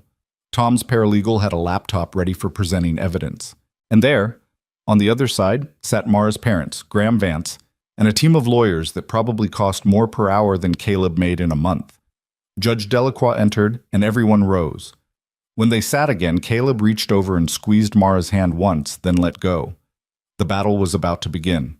Graham's lead attorney, a man named Robert Sterling with silver hair and a voice designed for courtrooms, opened with a statement that painted Mara as a troubled young woman incapable of making sound decisions. He spoke of her privileged upbringing, excellent education, and loving family who only wanted to help her through what he called a severe emotional crisis brought on by stress and poor judgment. Ms. Halstead abandoned her home, her support system, and all rational planning for her future to perform manual labor on a remote farm with a man she'd never met, Sterling said, his tone dripping with concern that barely masked condescension. She rejected medical help, refused counseling, and cut off communication with family members who cared deeply about her well-being. These are not the actions of someone thinking clearly. He presented the psychiatrist's report, emphasizing phrases like oppositional behavior and resistance to appropriate guidance. He called Mara's refusal to marry Graham Vance self-destructive avoidance of stability rather than a legitimate choice. By the time he finished, he'd painted a picture of a woman spiraling out of control, desperately in need of family intervention. Tom Morrison stood to respond, and his opening was quiet but sharp as a blade. Your Honor, what Mr. Sterling describes as mental incapacity is actually something much simpler: autonomy. Ms. Halstead made choices her family didn't approve of. She said no to an arranged marriage designed to settle her father's business debts. She refused to be traded like property. And when her family responded by trying to declare her incompetent, she left to build a life on her own terms. That's not mental illness, that's survival. He called Mara to the stand first. She walked up with her head high, and Caleb saw her hands shaking slightly as she was sworn in. Tom started with simple questions: her age, education, employment history. Let the record show she was articulate, composed, fully aware of her circumstances. Ms. Halstead, can you explain in your own words why you left Chicago? Mara took a breath. My father owed Graham Vance's company $2 million. Instead of dealing with that debt through normal business channels, they arranged for me to marry Mr. Vance. The debt would be forgiven, my father would gain a business partnership, and Graham would get... She paused, choosing words carefully. He would get me. A wife from a respectable family who he could control. When I refused, my family became increasingly aggressive.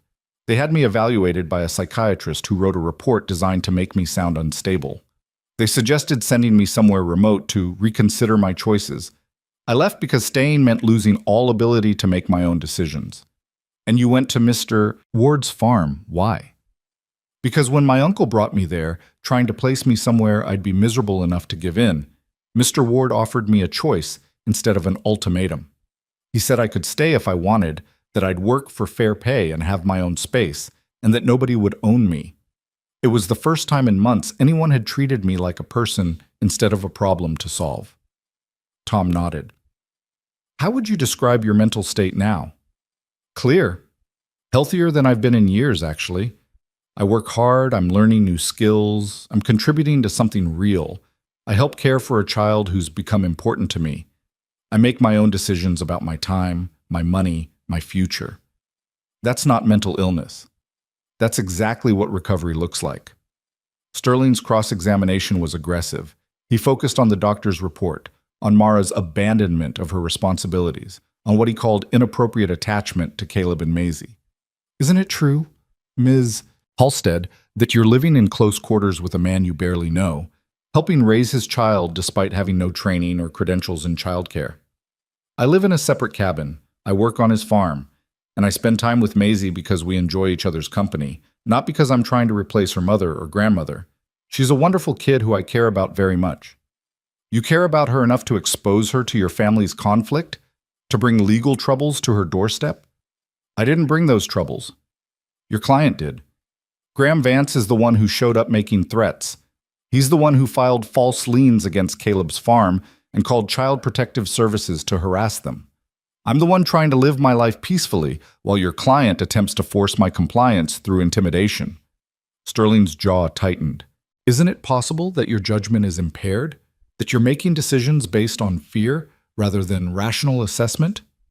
My judgment is crystal clear, Mr. Sterling. I'm afraid of being forced into marriage with a man who views me as property. That's not impaired judgment, that's common sense.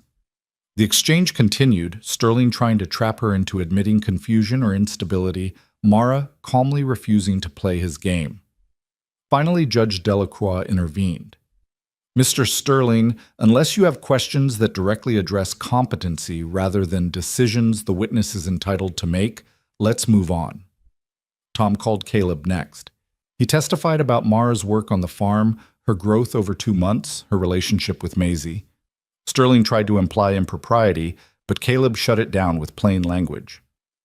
Mara lives in the guest cabin. She works hard, earns her pay, and has become someone my daughter trusts and respects. There's nothing inappropriate about any of it. She's a good person in a bad situation, and I'm helping because it's the right thing to do. And you see nothing concerning about her choices? Leaving her family, working manual labor despite her education and background? I see someone making brave choices despite enormous pressure to conform. Her family wants to use her to settle a debt. She said no. That takes courage, not incompetence. Dr. Park testified about the forged Henderson documents, explaining in meticulous detail how she'd proven they were manufactured recently using different paper stock and ink. She connected them to the law firm representing Graham, showing a pattern of manufactured evidence. In my professional opinion, Dr. Park concluded, these documents were created specifically to provide leverage against Mr. Ward, likely to pressure Ms. Halstead into compliance by threatening someone she cares about. This isn't legitimate debt collection. It's coercion through fraud. Bill Henderson corroborated everything, testifying that Caleb had never owed his store money and that he was outraged his business had been used in a forgery scheme. When Sterling tried to suggest Henderson might be mistaken about the transactions, Bill pulled out his ledgers and went through 3 years of payments line by line. I know my own records, Mr. Sterling. Caleb Ward paid cash every month on time, in full. Anyone saying different is lying, and I don't appreciate my reputation being used to prop up their lies. Then Tom did something unexpected. He called Maisie Ward to the stand. Sterling objected immediately. Your Honor, she's 6 years old. This is highly irregular. She's a witness to Ms. Halstead's behavior and character, Tom countered. And children her age are competent to testify about what they've observed. Judge Delacroix considered. I'll allow it, but keep it brief and age-appropriate, Mr. Morrison. Maisie climbed into the witness chair, legs swinging. She looked tiny up there, but when she was sworn in, she took it seriously, placing her hand on the Bible with obvious solemnity. Tom smiled at her. Hi, Maisie. Can you tell the judge about Mara? She lives in our guest cabin and helps with the farm. She's really good at finding eggs now, even the ones Copper hides. And she helps me with math, which is hard sometimes, but she makes it fun. Is Mara nice to you? Yeah, she listens when I talk and doesn't treat me like a baby. She asks me questions about things and actually cares about the answers. And she makes my dad laugh, which he didn't do much before. Do you feel safe around her? Of course, she's Mara. Maisie said it like the question was absurd. One more question. If Mara had to leave, how would you feel? Maisie's expression crumpled slightly. Sad. Really sad. She's part of our family now. She belongs with us. Sterling declined to cross-examine, probably recognizing that questioning a 6-year-old would make him look terrible. Maisie climbed down and went back to sit with Caleb, who put his arm around her. The afternoon session brought witnesses for the guardianship petition. Mara's mother testified first, elegant and composed, explaining how worried they'd been when Mara left, how she'd always been sensitive and willful, how they only wanted to help her make better choices. We've given her every advantage, Mrs. Halstead said, dabbing at dry eyes with a tissue. The best schools, opportunities, connections, and she threw it all away to do farm work in Montana. That's not rational behavior. Tom's cross-examination was gentle, but devastating. Mrs. Halstead, when did you last have a conversation with your daughter where you asked what she wanted rather than telling her what she should do? We've had many conversations. Let me rephrase. When did you last respect her decision, even when you disagreed with it? Mrs. Halstead's composure cracked slightly. A parent's job is to guide their child, especially when they're making mistakes. She's 25 years old. At what age does she get to make her own mistakes? When she demonstrates the maturity to handle the consequences. And who decides when that is? You? Your husband? Mr. Vance? No answer. Mara's father was worse. He fidgeted through his testimony, clearly uncomfortable, and when Tom asked directly about the debt arrangement, he admitted it. Graham offered a solution that would benefit everyone. Mara would have married well, we'd have resolved our financial difficulties, and two families would be united. It was practical. Practical for whom? For everyone involved. Except Mara refused. Doesn't she get a say in who she marries? Mr. Halstead's face flushed. She was being unreasonable. Graham is successful, respectable, and 43 years old, pursuing a 25-year-old woman who doesn't want him? Would you call that respectful? It's different in our circles. These arrangements happen all the time. Arranged marriages where the woman has no choice? Those still happen in your circles? Sterling objected, and the judge sustained it. But the damage was done. Mara's father had essentially admitted the whole scheme on record. Graham Vance testified last, and Caleb watched him with barely controlled anger. Graham presented himself as the concerned friend, explaining how he'd offered to help the Halstead family, how he'd developed feelings for Mara, how her rejection had worried him because it seemed out of character. I visited Mr. Ward's farm to check on her well-being, Graham said smoothly. What I saw concerned me. Mara doing physical labor she wasn't suited for, living in rustic conditions, clearly not herself. I wanted to bring her home where she'd be comfortable. And the threats you made? Tom asked during cross-examination. The implications about Mr. Ward's daughter, the suggestion that farms are dangerous for children? I made no threats, I expressed legitimate concern. You filed false liens against Mr. Ward's property. You called CPS with anonymous complaints. You commissioned forged documents. Those aren't expressions of concern, Mr. Vance. Those are acts of harassment designed to force compliance. I did no such thing. Tom presented the evidence Dr. Park had gathered, the connection between Graham's law firm and the forged documents. Graham's composure slipped. My attorneys may have pursued legitimate remedies. Fraud isn't a legitimate remedy. I want what's best for Mara. You want what you paid for. $2 million in debt forgiveness in exchange for a wife. When she refused to be purchased, you tried to force the transaction through intimidation and legal manipulation. That's not love, Mr. Vance. That's not even concern. That's treating a human being like property. Graham's face darkened. You don't understand how these things work. The Halsteads needed help. I provided a solution. Mara's refusal has consequences. There it is, Tom interrupted. Consequences. Not for her well-being, but for your deal. That's what this is really about, isn't it? You don't want guardianship to help Mara. You want it to force her into a marriage that benefits you financially and socially. Sterling objected loudly, but Judge Delacroix was watching Graham with sharp eyes. The mask had slipped, and everyone in the courtroom had seen what was underneath. Closing arguments came as afternoon light slanted through the courtroom windows. Sterling made his case about family concern and Mara's need for guidance. Tom responded with evidence and plain truth. Your Honor, this case isn't complicated. An adult woman refused an arranged marriage. Her family, faced with that refusal and the financial consequences it created, manufactured a narrative of mental incompetence to justify forced compliance. They commissioned a biased psychiatric report. They filed fraudulent documents. They harassed people who helped her. And now they're asking this court to strip away her autonomy because she had the audacity to say no. He gestured to Mara. Look at her. She's employed, stable, making rational decisions about her life and future. She's helped raise a child, learn new skills, built genuine relationships. The only thing wrong with her is that she refuses to be owned.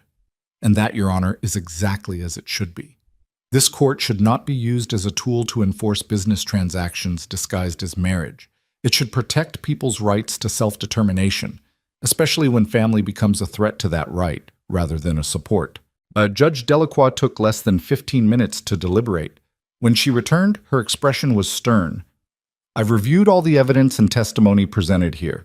This is one of the more troubling cases I've encountered, not because of the respondent's behavior, but because of the petitioners. Ms. Halstead is clearly competent. She's articulate, aware, making informed decisions about her life. The psychiatric report presented as evidence was commissioned under questionable circumstances and contains language designed to pathologize normal autonomy. The arrangement described between the Halstead family and Mr. Vance is deeply concerning and frankly repugnant. She looked directly at Graham and Mara's parents. You attempted to use this court to enforce what amounts to a business transaction involving a human being. You manufactured evidence, filed fraudulent documents, and harassed people who provided Ms. Halstead with assistance. That ends now. She turned to Mara. Ms. Halstead, the petition for guardianship is denied in its entirety. You are and remain fully competent to make your own decisions. Furthermore, I'm ordering an investigation into the fraudulent documents filed against Mr. Ward's property and the conduct of counsel in this matter. If the evidence supports it, I'll be referring this to the state's attorney for potential criminal charges. Relief flooded through Caleb so intense it was almost painful. Beside him, Mara's eyes filled with tears. Behind them, Maisie whispered, "Does that mean she can stay?" "Yeah, baby, she can stay." Judge Delacroix wasn't finished. Mr. and Mrs. Halstead, I strongly suggest you examine your priorities. Your daughter is an adult entitled to live her own life, even if that life differs from what you envisioned. Mr. Vance, I suggest you direct your attorneys to cease all contact with Ms. Halstead and those assisting her. Any further harassment will result in restraining orders and possible contempt charges. Are we clear? Graham's face was stone, but he nodded. Mara's mother was crying now, real tears this time. Her father looked defeated. The judge's gavel came down. This proceeding is concluded. The courtroom erupted. Reporters rushed for the doors. Tom was shaking Caleb's hand, grinning. Bill Henderson let out a whoop that made several people jump, and Mara sat very still, like she couldn't quite believe it was over.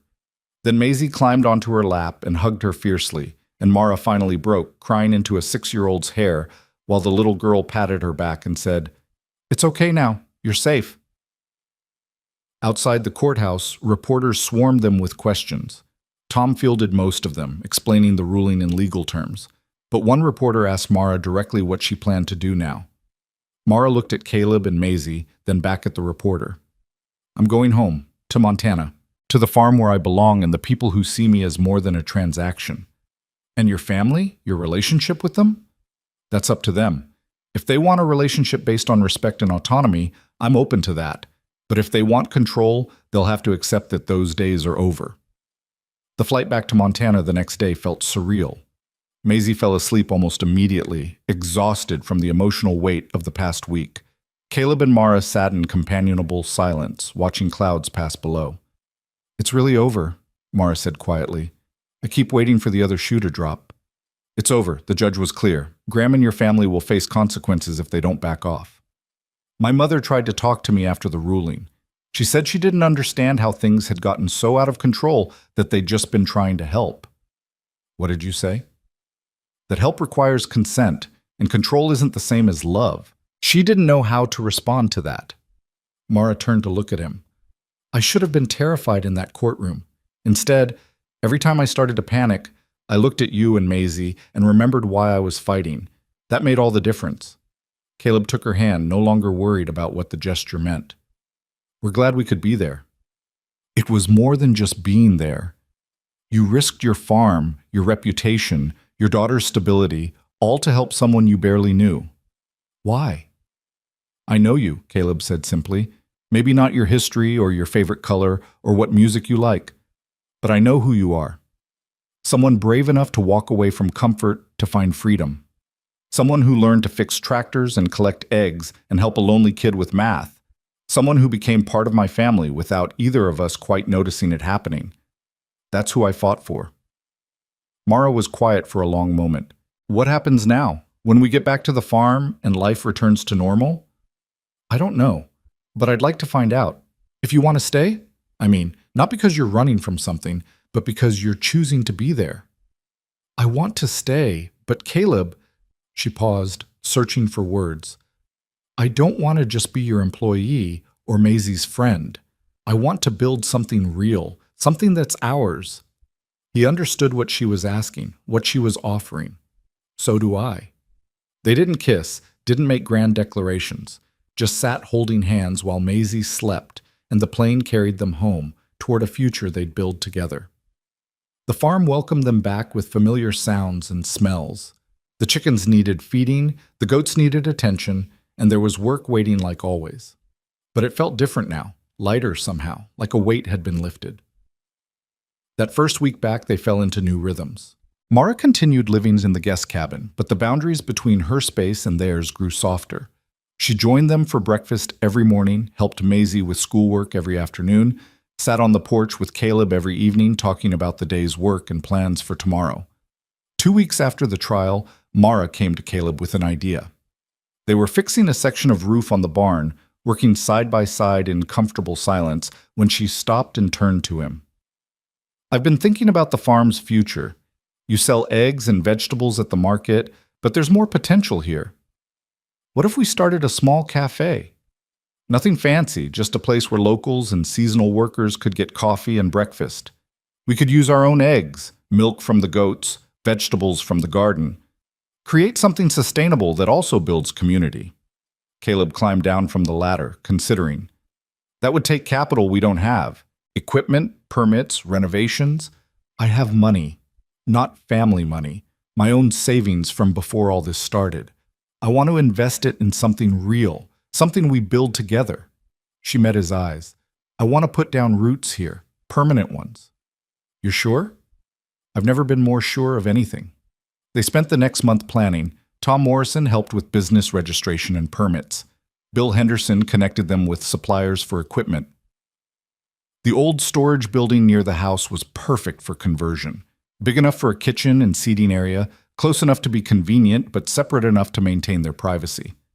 Mara threw herself into the project with focused intensity, researching cafe operations and designing a space that felt warm and welcoming. Caleb handled construction, renovating the building with help from neighbors who'd heard about the court case and wanted to show support.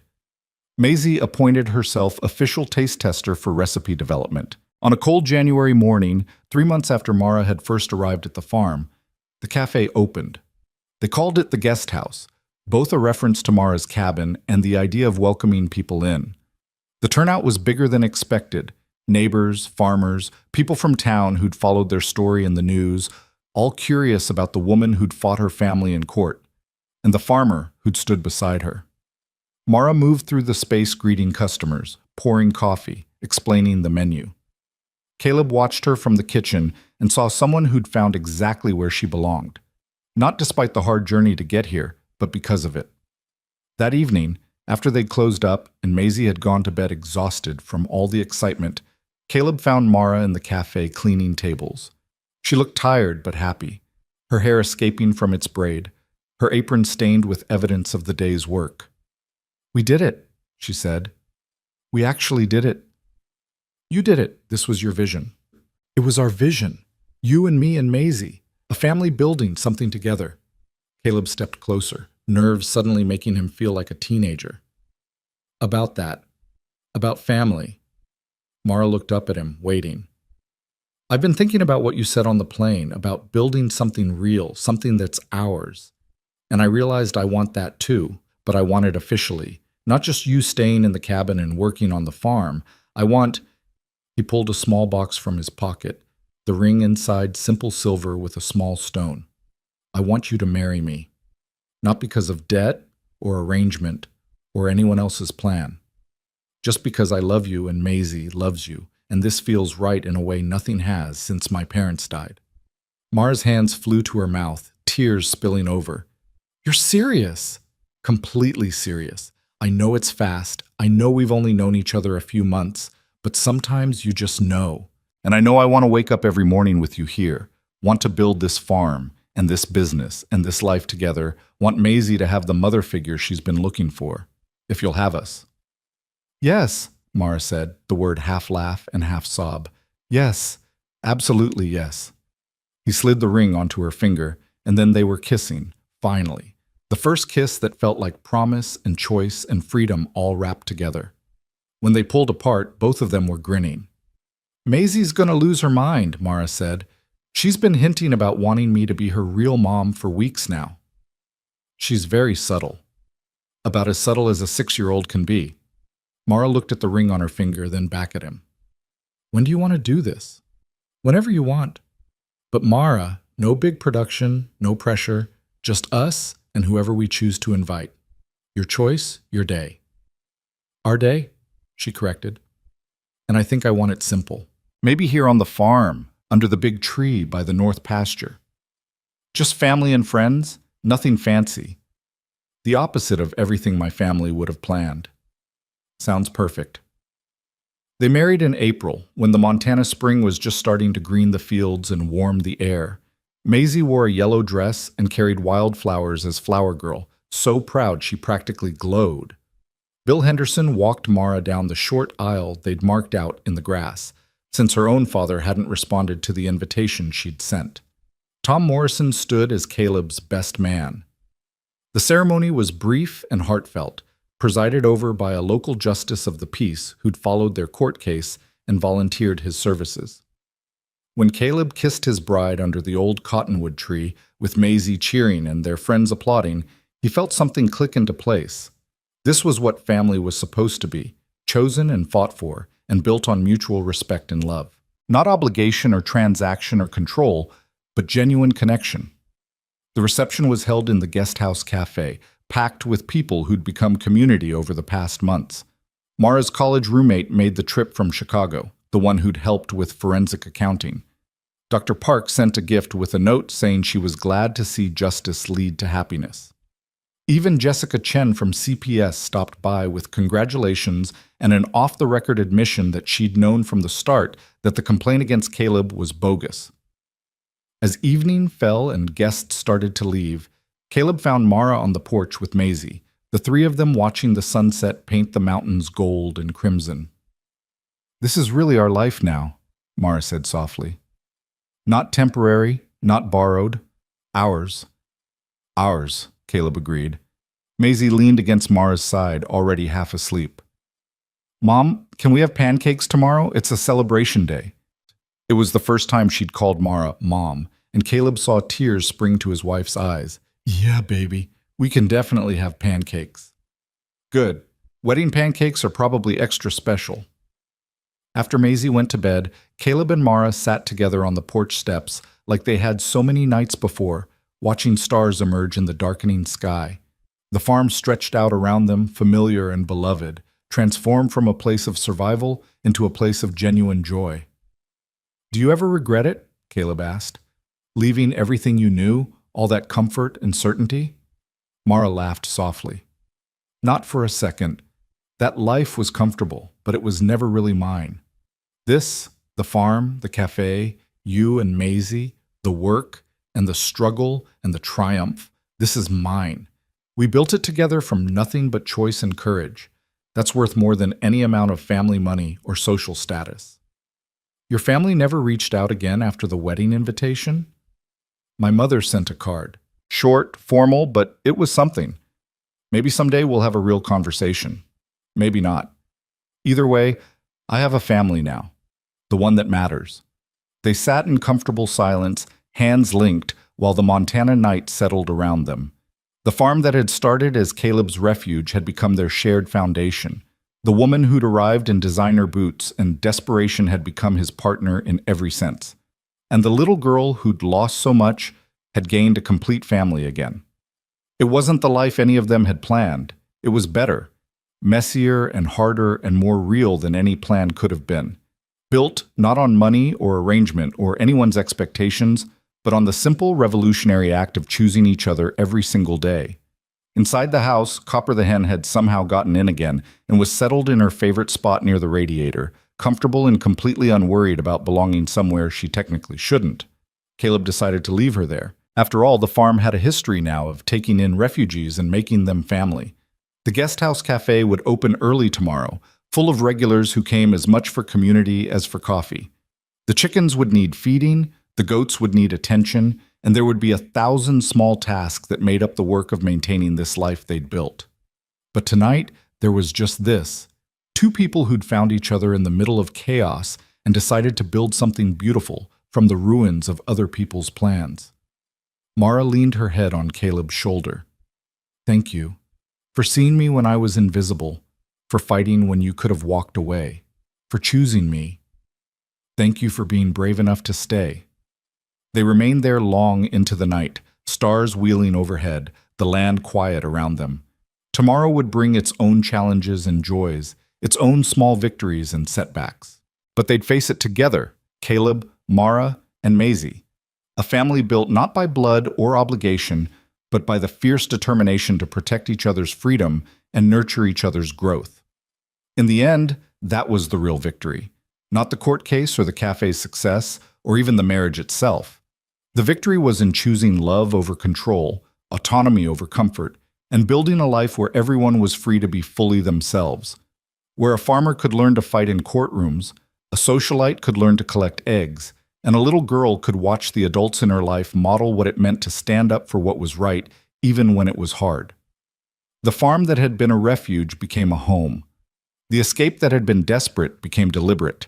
And the three people who'd found each other through circumstance chose to stay together through love. That was how some debts got paid. Not in money or marriage or forced compliance, but in the courage to say no to the people who thought they owned you, and yes to the people who helped you remember you were free.